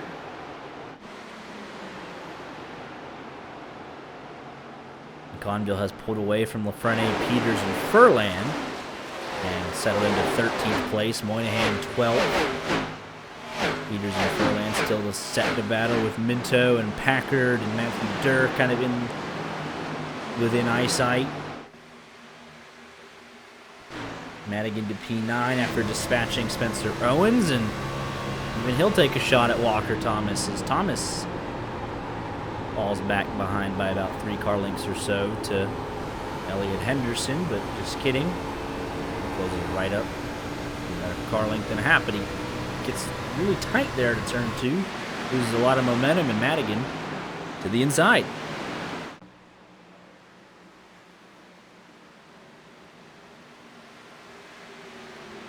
It's P8 for Madigan. If he can make this move stick, but Henderson right in front. He'll actually look to his inside. How about that? 3 wide.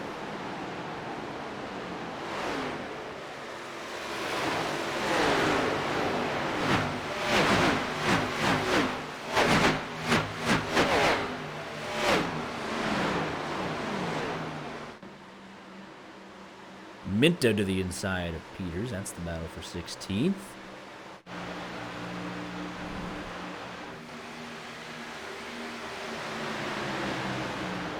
Henderson into the fence there. They'll wash up the hill. 66 should use that to clear. But the 03 actually got a great run down the back. Wishing will come up. He'll receive the bump draft. Oh, boy. Oh, pretty aggressive. Henderson got a heck of a run. I think that's the same thing that Madigan got whenever he slightly messed up 1 and 2, went real wide, but he got the run down the backstretch to get around Moynihan. It was like 10 laps ago. Sometimes going wide can benefit you if you handle it properly. Like, well, I'm so wide, I might as well use it to build up a run out of the high side of the corner.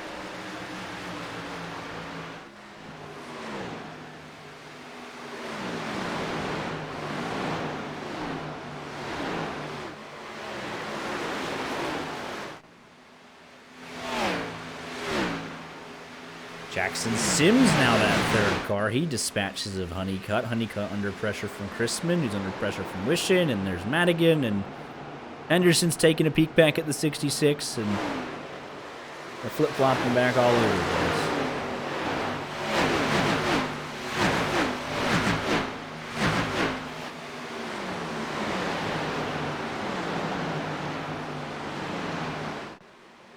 Yeah, 30th and below out of this race.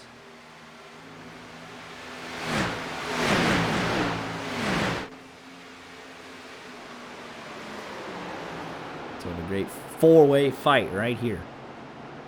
89 trying to hold position, keep that 4th place.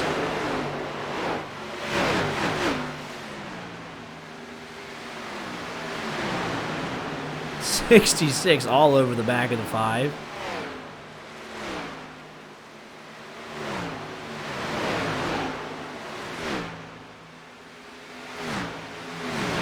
Trying to hold his position.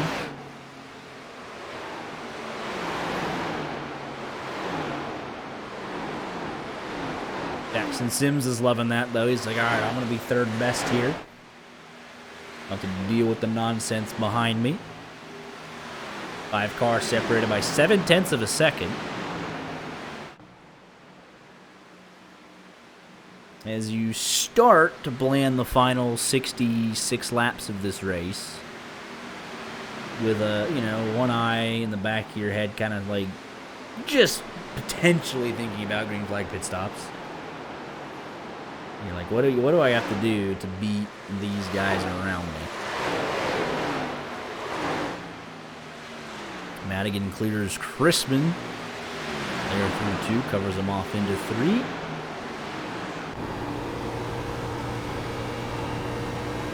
Slight wobble there from the 17. 89 has to check up for half a second there as a response. Also, what a drive it is for Wishin. Up to P4, 16 spots. Honeycutt washed up the hill there on the entry to 1 and 2. Lost a lot of time there, about 2 car lengths. 66 to his inside into 3 and 4.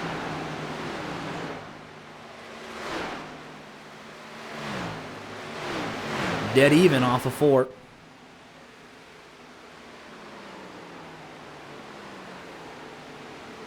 After car length in front for the 89. 66 has the preferred line through 1 and 2. And he'll get the move done. Joseph Madigan to P5. Incredible stuff. Look at this timeline. Has done this in the last 30 laps. From 32nd to 5th. Got a couple of those for free, obviously, with the caution at the start of Stage 3. But has at least passed 23 cars or so since we went back green. And we're not too far away from green flag pit stops, so that fall off that, you know, he's about to fall off a cliff, it hasn't happened, it hasn't started yet. He's almost there to the end. I was going to say, when do you think the pit window opens for these drivers? Oh, if you can stretch it to 160, you'd like to do that, I'd say. Let me do the quick math of the day. I'm actually having to get the calculator out. So we all pitted at lap 91. We'll do 91 plus 57. Gets you to 150. So I actually had it. I forgot to carry the 1. You know what I mean? That gets you to 148, 57 laps from lap 91. Obviously, we do a couple of pace laps. After lap 91, you get the quick caution. 155, 160 maybe. I might end up 160 if I really want to go aggressive on the saving, but even if you just assume they save nothing. You get to 148 from lap 91, 57 laps at the high end of the estimate. 52 to go, you're then within the new window, so really it opens in 10 laps, I'd say. Lap 139, 10 laps from now is when it opens.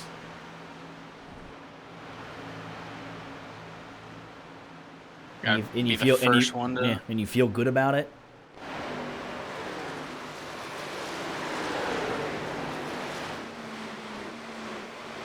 Because ultimately they will have done, you know, a full run on their tires as well. So it's how do you feel tire wise as well. I mean, these cars don't look that bad. Although Joseph Madigan now up to P4.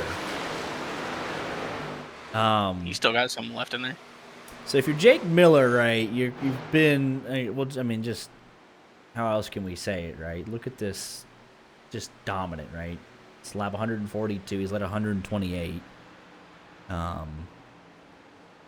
So far, a repeat of his Bristol performance from 3 weeks ago, looking for his second win of the season in just what is his fourth start.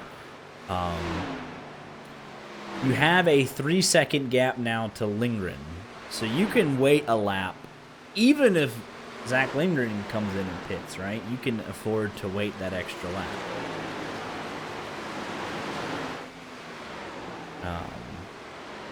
And even if you take a look at Jared Wishon, 5 seconds, that's right, 2 to 3 laps. You can wait and see what they decide to do. So Jake Miller's in the catbird seat, obviously, just because of his raw pace.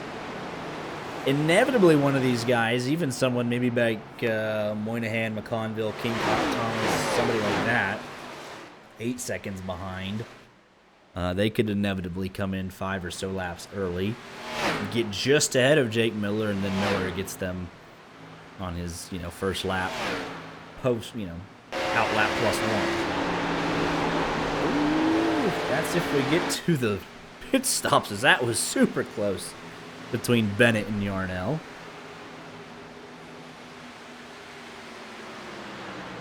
Bennett takes the spot up to 18. Must be said, Brad Peters came in at lap 141, though, and he did take a set of tires, so on the outside edge there, I'd say, of making it, but not within the realm of impossibility. I'd say right now, from here to the end, you are well within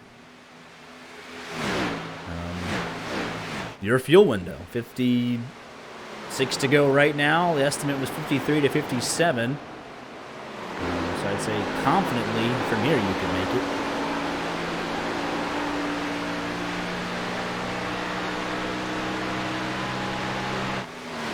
Lindgren's last lap, a 32.7, 3/10 slower, and Sims was able to take advantage.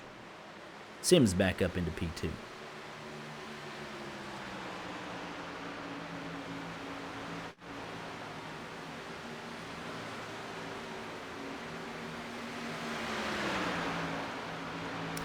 On the last lap here towards the end of the run, Brad Peters 30.85, a second and a half quicker than your race leader. So, yep, there's the fresh tires for you.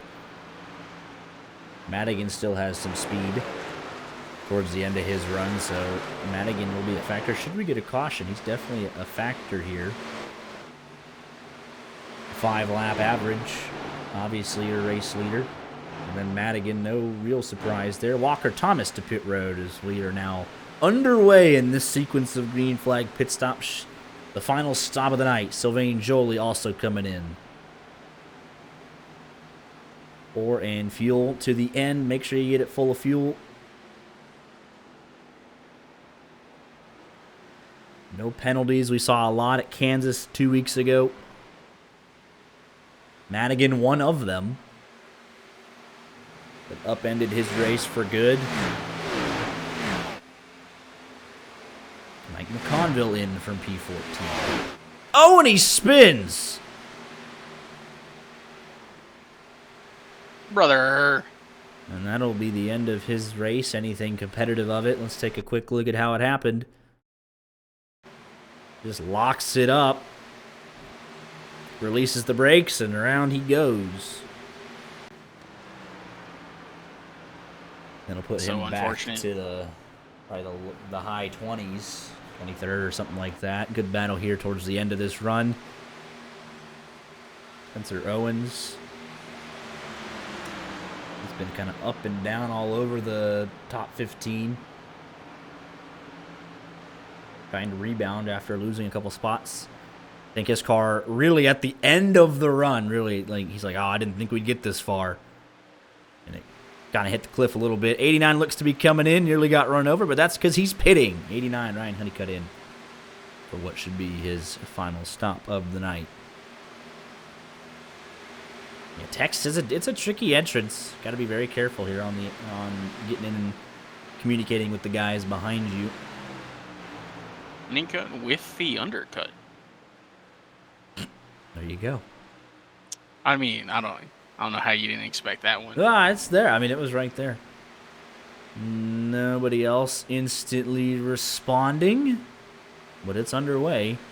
So Honeycutt, nice and easy, 15 seconds. McConville actually got the penalty too, so it's gone from bad to worse. I mean, he smoked the right rear of that car as well, so he might even have some required damage to fix an alignment or something. So just the absolute cannot do it on your final stop. McConville finally underway, down to 27th, worse than I thought it was going to be. Walker Thomas. Oh, gotta be careful, man. That ultimately for him, he was one of the first to pit, so his strategy is to go as hard as he can, while everyone else is a second and a half to 2 seconds slower, but can't run over the guys in front of you to do it. He does undercut Honeycutt by virtue of pitting 3 laps earlier. But Miller's still going. Here comes Lindgren. Oh, and he's nearly spins it. He'll lose time, but he's at least got all 4 wheels in the right direction. Yeah, I said Miller, he's got plenty of time to respond. So, I mean, he's in the ideal situation. Jackson Sims pits right now. He could go 2 more laps. No sweat.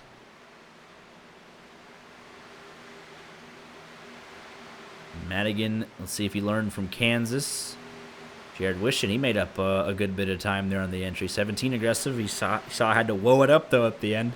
Doesn't want to overstep. Here comes a lot. Furlan, Moynihan, Minto, Brett Bennett. Lindgren out on the other end. Bradley Gunn coming in. Rich Jet on his way in, and everybody's coming in. Jake Miller on the very next lap, your race leader, coming in as well. Jackson Sims following. Henderson going to stay out, and he'll get a lap led for his troubles. King Cott going to stay out.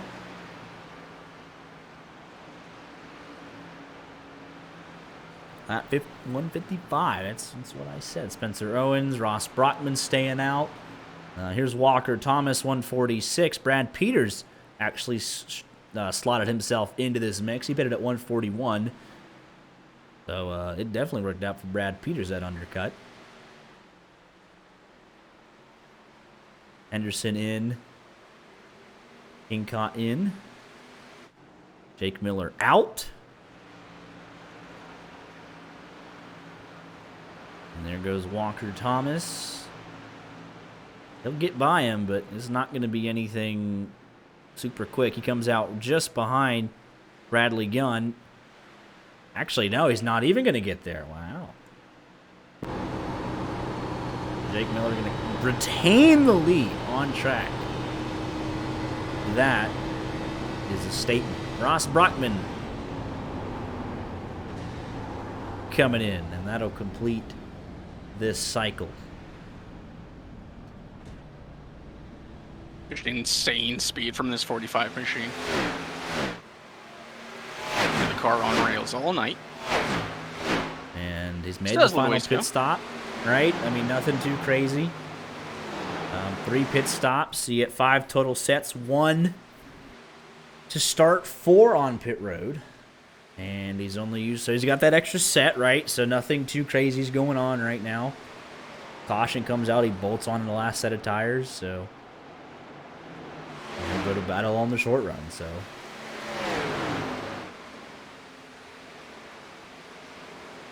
Brockman completes his sequence. Man, there's just a mess of cars right now.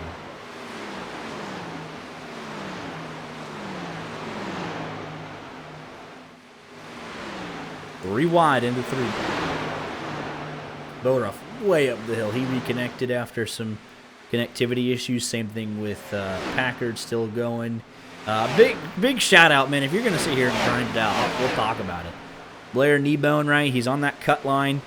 Runs 29th. That's what he needs to do. Just at least run within the top 30 if you want to be top 30 in points. Early wreck, but he's still digging, man.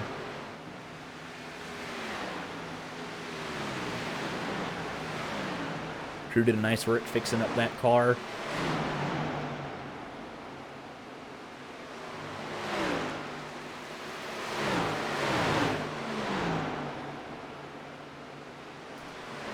So Brad Peters pitted early. We expect that he'll give a little bit back. Miller pitted at 154, as did Jackson Sims. They have the... Actually, we got the tools. Why am I not using them? Here you go.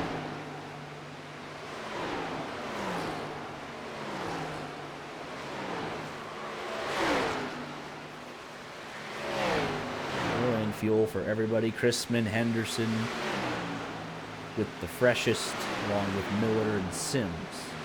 Honeycutt, Peters, Uncle Thomas, the older tires in the field.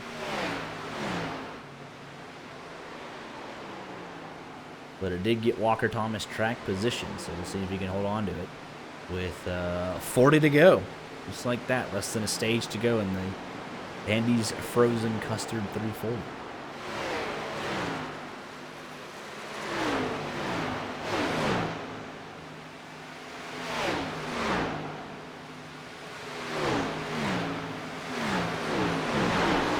Race with what? 2 cautions plus 2 stage cautions.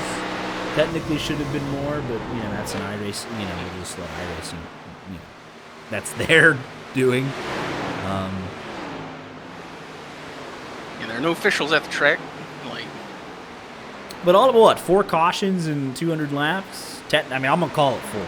I mean, we're at 160 right now. Like, getting a little overzealous. Well, I mean, I think. Right, we've kind of reached the the green flag portion of the race. They've had the pit stop. It is super spread out now. We have 20 cars on the lead lap, so like I think we've I mean, anyone could self-spin, right? I mean, it could have just as easily been the McConnville incident being a caution. Yeah. And I mean, if we get a caution here late, then it's we know what it's just going to be off. Yeah.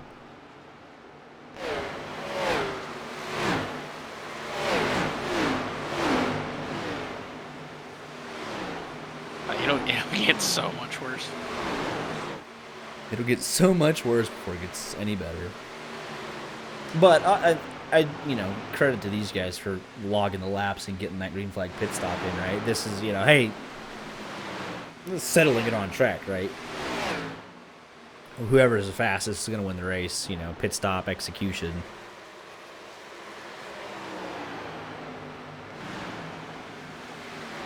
Jackson Sims back to P2. Thomas sliding up the hill. And Joseph Madigan has found himself onto the podium.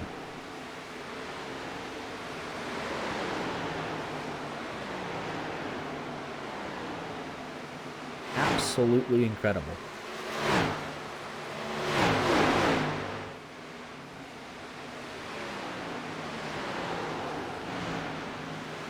So definitely the 67, those slightly older tires starting to hurt him just a little bit.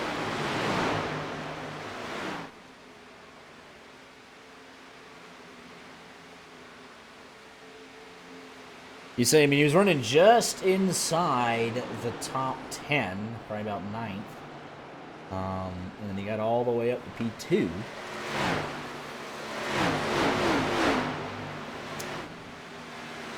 Has about 4.5 seconds right back to where he was. We'll see if he can hold it. We'll see if he gets anything out of it.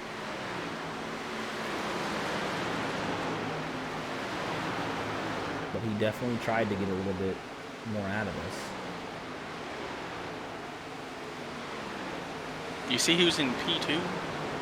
Person who always, as you said, inexplicably ends up in P2? He's P2 again. Yeah, but I think for Walker Thomas, you take a look at his timeline chart. The longer the run, I don't think it helped that 67 tonight, maybe. Definitely looked like he gained some spots on the short run. Especially at the end of stage 2, did a lot there. And then kind of fell back, and then inevitably stayed right in about 10th spot till he came in and made his pit stop.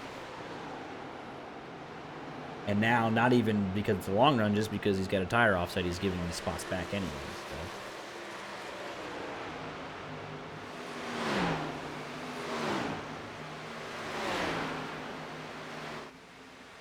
Good night for Spectrum Racing, though.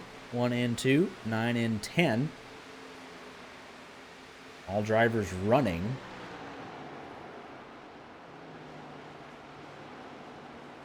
Take a look at Madigan. He's doing this, free agent style. We did update it. Yes, we did. Leading the JAR TCR boys.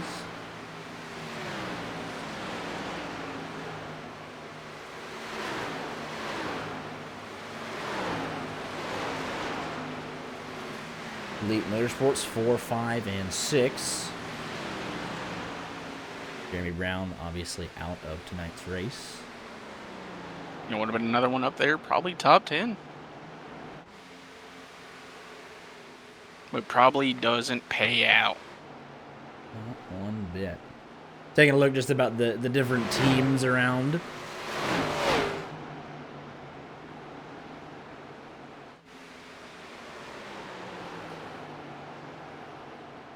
Rough night for the Furta Motorsports gang, but Brandon Minto trying to get what he can in 15th.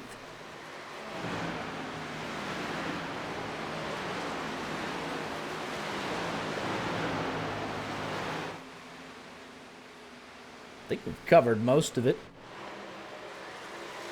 There we go. 11-10 mods. Can't forget about them. Another lengthy multi-car team operation. Bradley Gunn leading them home. 2 cars running at the finish, though ultimately for them, they would have to have this one back.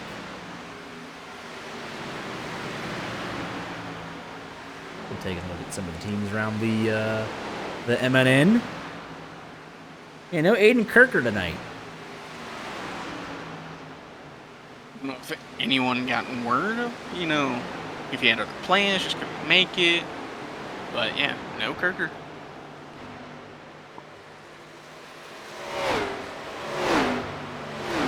8 laps to go. Comfortable out front for Jake Miller. 3.2 seconds clear. Now that we've gotten through our sequence of pit stops, definitely take a look at who's settled in here. It's actually been Brock Packard and Ross Brockman setting the time over the last 5 laps. 27th and 17th. And this will change, obviously, as cars cross the line. But Jake Miller, Jackson Sims 1 and 2, no surprise. About matching each other at this stage. No need for one or the other to push too terribly hard.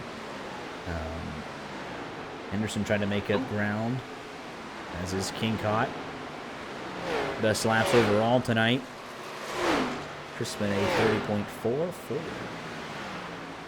Not only do we have a Crank It Up redemption, we have also been told that Aiden is on deployment for a couple weeks. Ah, that would explain it. Well, hope he's all right wherever he is, and we thank him for his service.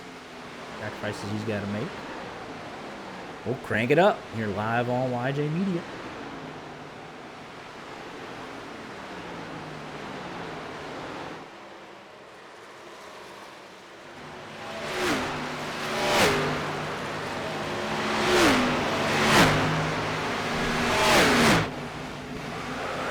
Oh, trouble on the front stretch. Sylvain Jolie, Matthew Durr, Ross Brockman. Oh. Crank it There up, it is. Kurt. That's insane. 5th caution of the night, and it's a big one. 25 to go. Throw everything out. Holy smokes. This ain't on us. We didn't choose to crank it up. Like, surprisingly, we lasted this long to get to crank it up. It was requested. And we. Oh my goodness. Man. That was a long wreck. It just took a long time to get to it. Wow. Almost cleaned up the pace car, too. Yeah. Jolie. Well, I don't even know, honestly. Like, the O2 just... I think at the last second, right, he's like, oh, wait, I have the speed, and just yanks it down to the left, catches the grass, and then just loses it. And poor Ross Brockman, that's huge damage there. Nothing he could have done about it.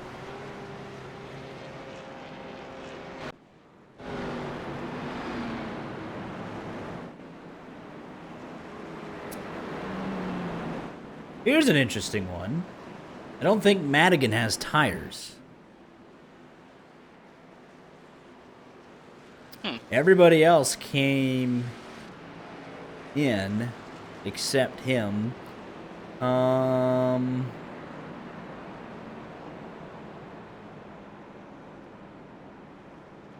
only see 3 there. Stage 1, Stage 2, green flag pit stop. Why did it say... It says 4. Very obviously says 4 pit stops for Joseph Madigan. I wonder if it ate one from him because he started from pit lane or joined the race in... I wonder if something weird happened with that. Oh, man. I've seen that happen before. I mean, because he just did not pit. So everybody else came in. Jake Miller bolted on a set of tires, right? And this is all their 4th stop. So, like, something happened to Madigan. But he has now led a lap for his troubles. The timeline chart got all the way up to number 1. Unfortunately, with a 20-lap offset, he's going to give a lot of that back. Unfortunately for him. Bradley Gunn will take the wave.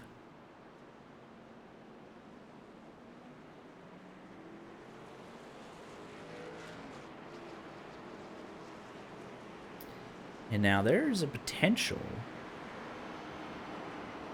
you know, if he should have one set left. If he is able to save that set for 10 laps, get another caution, and then he could do something here late. Get up in that mix.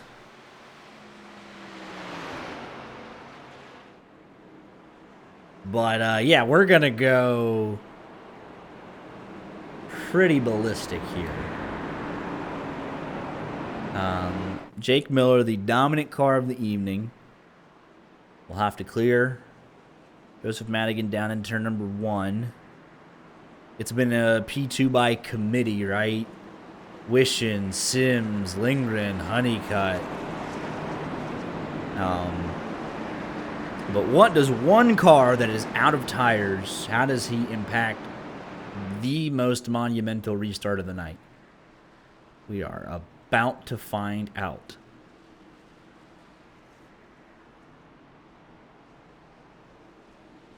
'89's reared up, ready to go, man. He's ready, I think. Here we go. Pace car is off. A little over a 20-lap shootout. 66 did the best that he could. He'll spin his tires like nobody's business. That's great news for the 45, though. And he'll be clear. No issues for Jake Miller. And the 66 will just hold his line and say, please don't kill me. Ooh, contact between Chrisman and Elliott Henderson. Oh, boy. We are scattering down the back straightaway. Oh, man. 4 wide, it looked like. At least 3. Battle for the race lead. Sims is there to the inside. He'll have that preferred line. Can he do something with it? Trying to shake off that, moniker, always being in Oh, P2. he got tied up underneath. Miller clear. 89 through to 3rd. It is a short run, though, so, I mean, he'll have a chance to get back up there. And as they squabble 3 wide through the tri-oval. 66 just trying to stay out of the way. And he still almost got run over. 4 wide there for a second it was. Gincott around the outside. Into the top 10. Back up front, a car length and a half. Sims has had a great 3 and 4 multiple times tonight, and here he comes again. Side by side for 3rd behind them. 19 laps to go. Lindgren, fastest lap of the race. He's through to 3rd. Sims looking to the outside this time. Nothing doing. 45 trying to break the draft.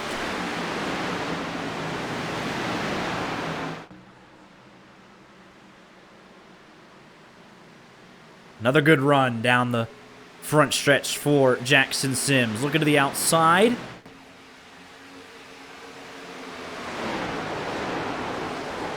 Washes up the hill just a little bit. Jake Miller back to the throttle.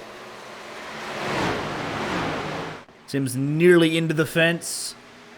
Looking every which way to try and get around. On board with him.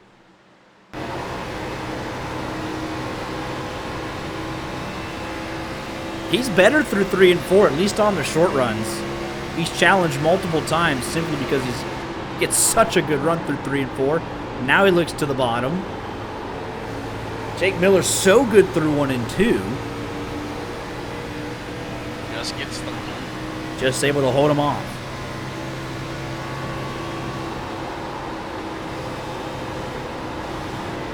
And eventually you just sit here, you're just going to eat up your stuff sitting right behind him. Got to find a way around him quick. You're inviting Lindgren into this battle.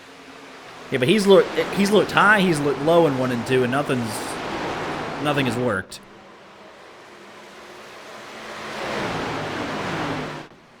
Lindgren is right there. 45 just hoping he'll get involved a little bit more for P2. He's like, just go ahead and get side by side, and I'll laugh all the way to the bank.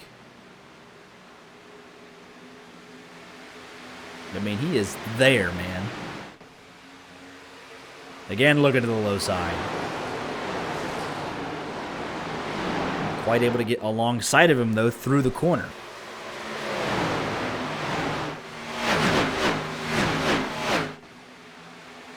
18 cars on the lead lap. Gabriel Lafreniere trying to battle Rich Jet for Lucky Dog. Should we get another caution? Most drivers don't have a set of tires, though, so it wouldn't really mean a whole lot. We just re-rack them and do it again.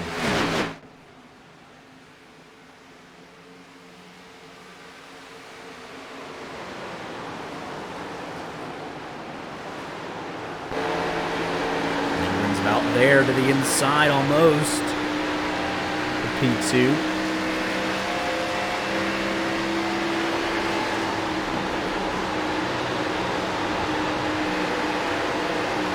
Sims is there, man. You got a great run.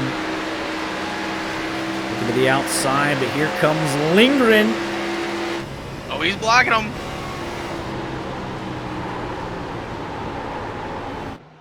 He is there to the inside. 45 should have a bit of a run. 6 got tight. Oh, he's going to go up and close that door. And here comes Jared Wishon. Yeah, 17's in this mix right now. So that's what I'm saying. Like, even if he does get there, which he did, he can't complete the pass. He got to that low line, and Jake Miller's able to just keep him pinched and actually use that second lane and not completely fall off the cliff.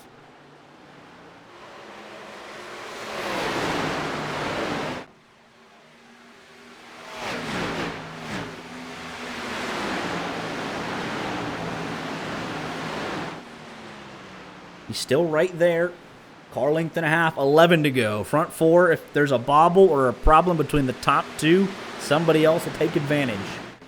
Honeycutt P5, 1.1 back. And to hold off Walker Thomas, then Chrisman, Moynihan, Kingcott. Furlan back into the top 10, trying to hold off Henderson, Spencer Owens, Brad Peters, Minto, Yarnell, and Madigan.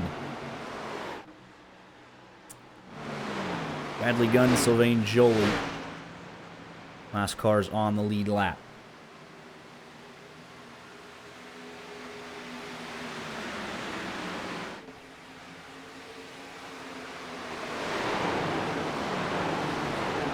.26 searching there. He washes up a little bit. Second lane.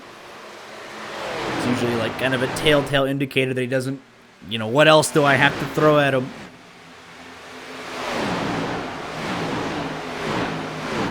It worked, though. He got right up to the back bumper again, but he slides up out of 4. Lindgren now closer to him by inches than Sims is to Miller.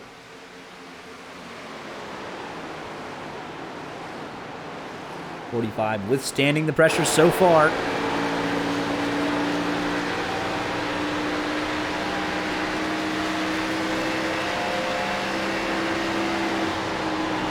Laps to go.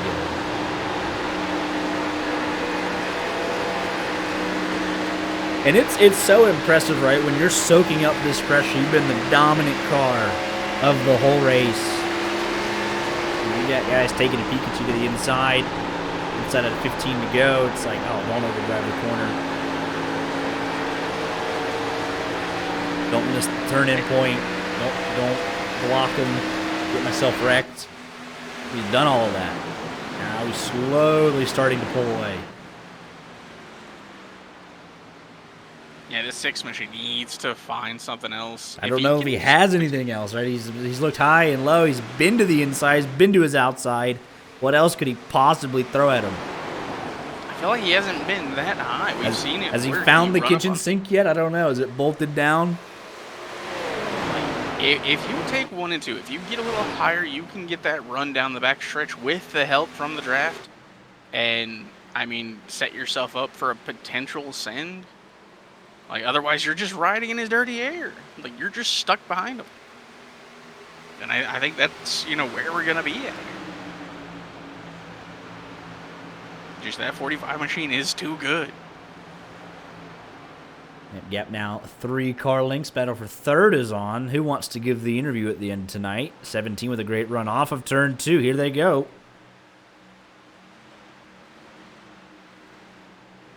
Respectful between the two. 17 gets it done.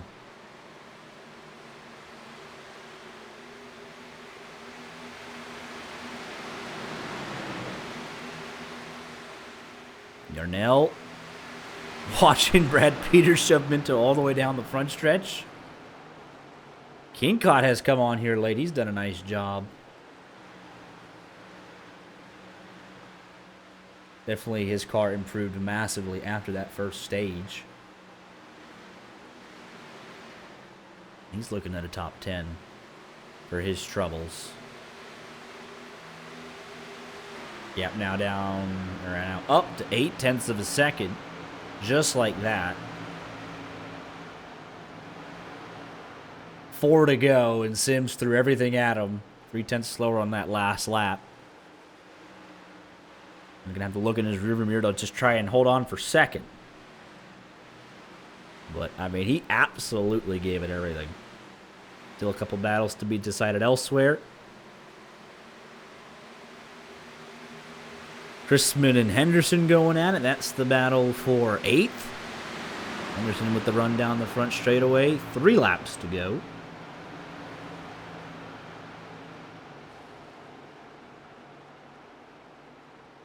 Yarnell, Peters, and Minto. 15th, 14th, and 13th. Moynihan trying to hold off Spencer Owens for 11th. Claude Furland now up to the back of this battle. 8th, 9th, and 10th, all encompassing. Vane Jolie, no more tires, got lapped. Was not a factor, though. Respectful of the leaders. 2 to go for Jake Miller. Lap and a half to go. Look at this timeline chart. We'll show one more time. I mean, that is just utterly insane. Lowest is 5th. That's because a couple guys stayed out on the green flag pit sequence. His natural running position, when he was actually green flag racing, he was never lower than 3rd. As he takes the white flag, cleared by 1.2 seconds. Looking for his 2nd win of the season. Dominated at Bristol in similar fashion, won by like 9 seconds or something at Bristol.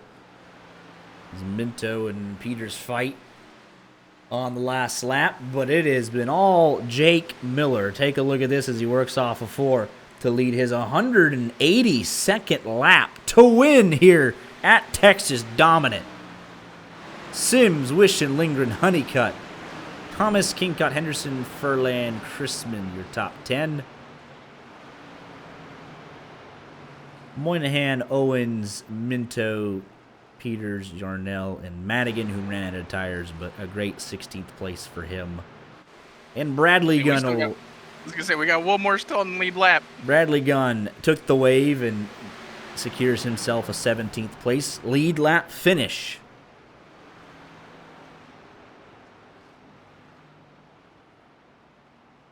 Packard and somebody had a... No, he was just... Oh, man. Ooh. Huh. What a race by Jake Miller. I mean, they did just utter dominance.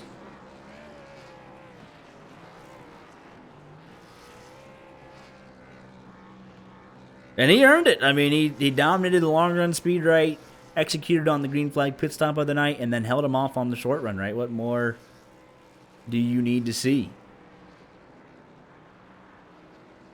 That is a dominant performance.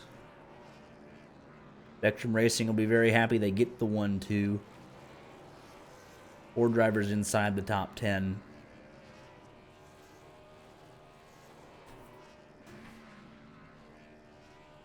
How about it?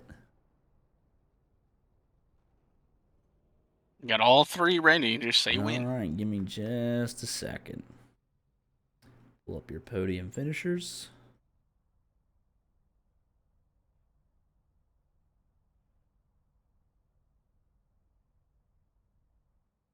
And we are ready to go.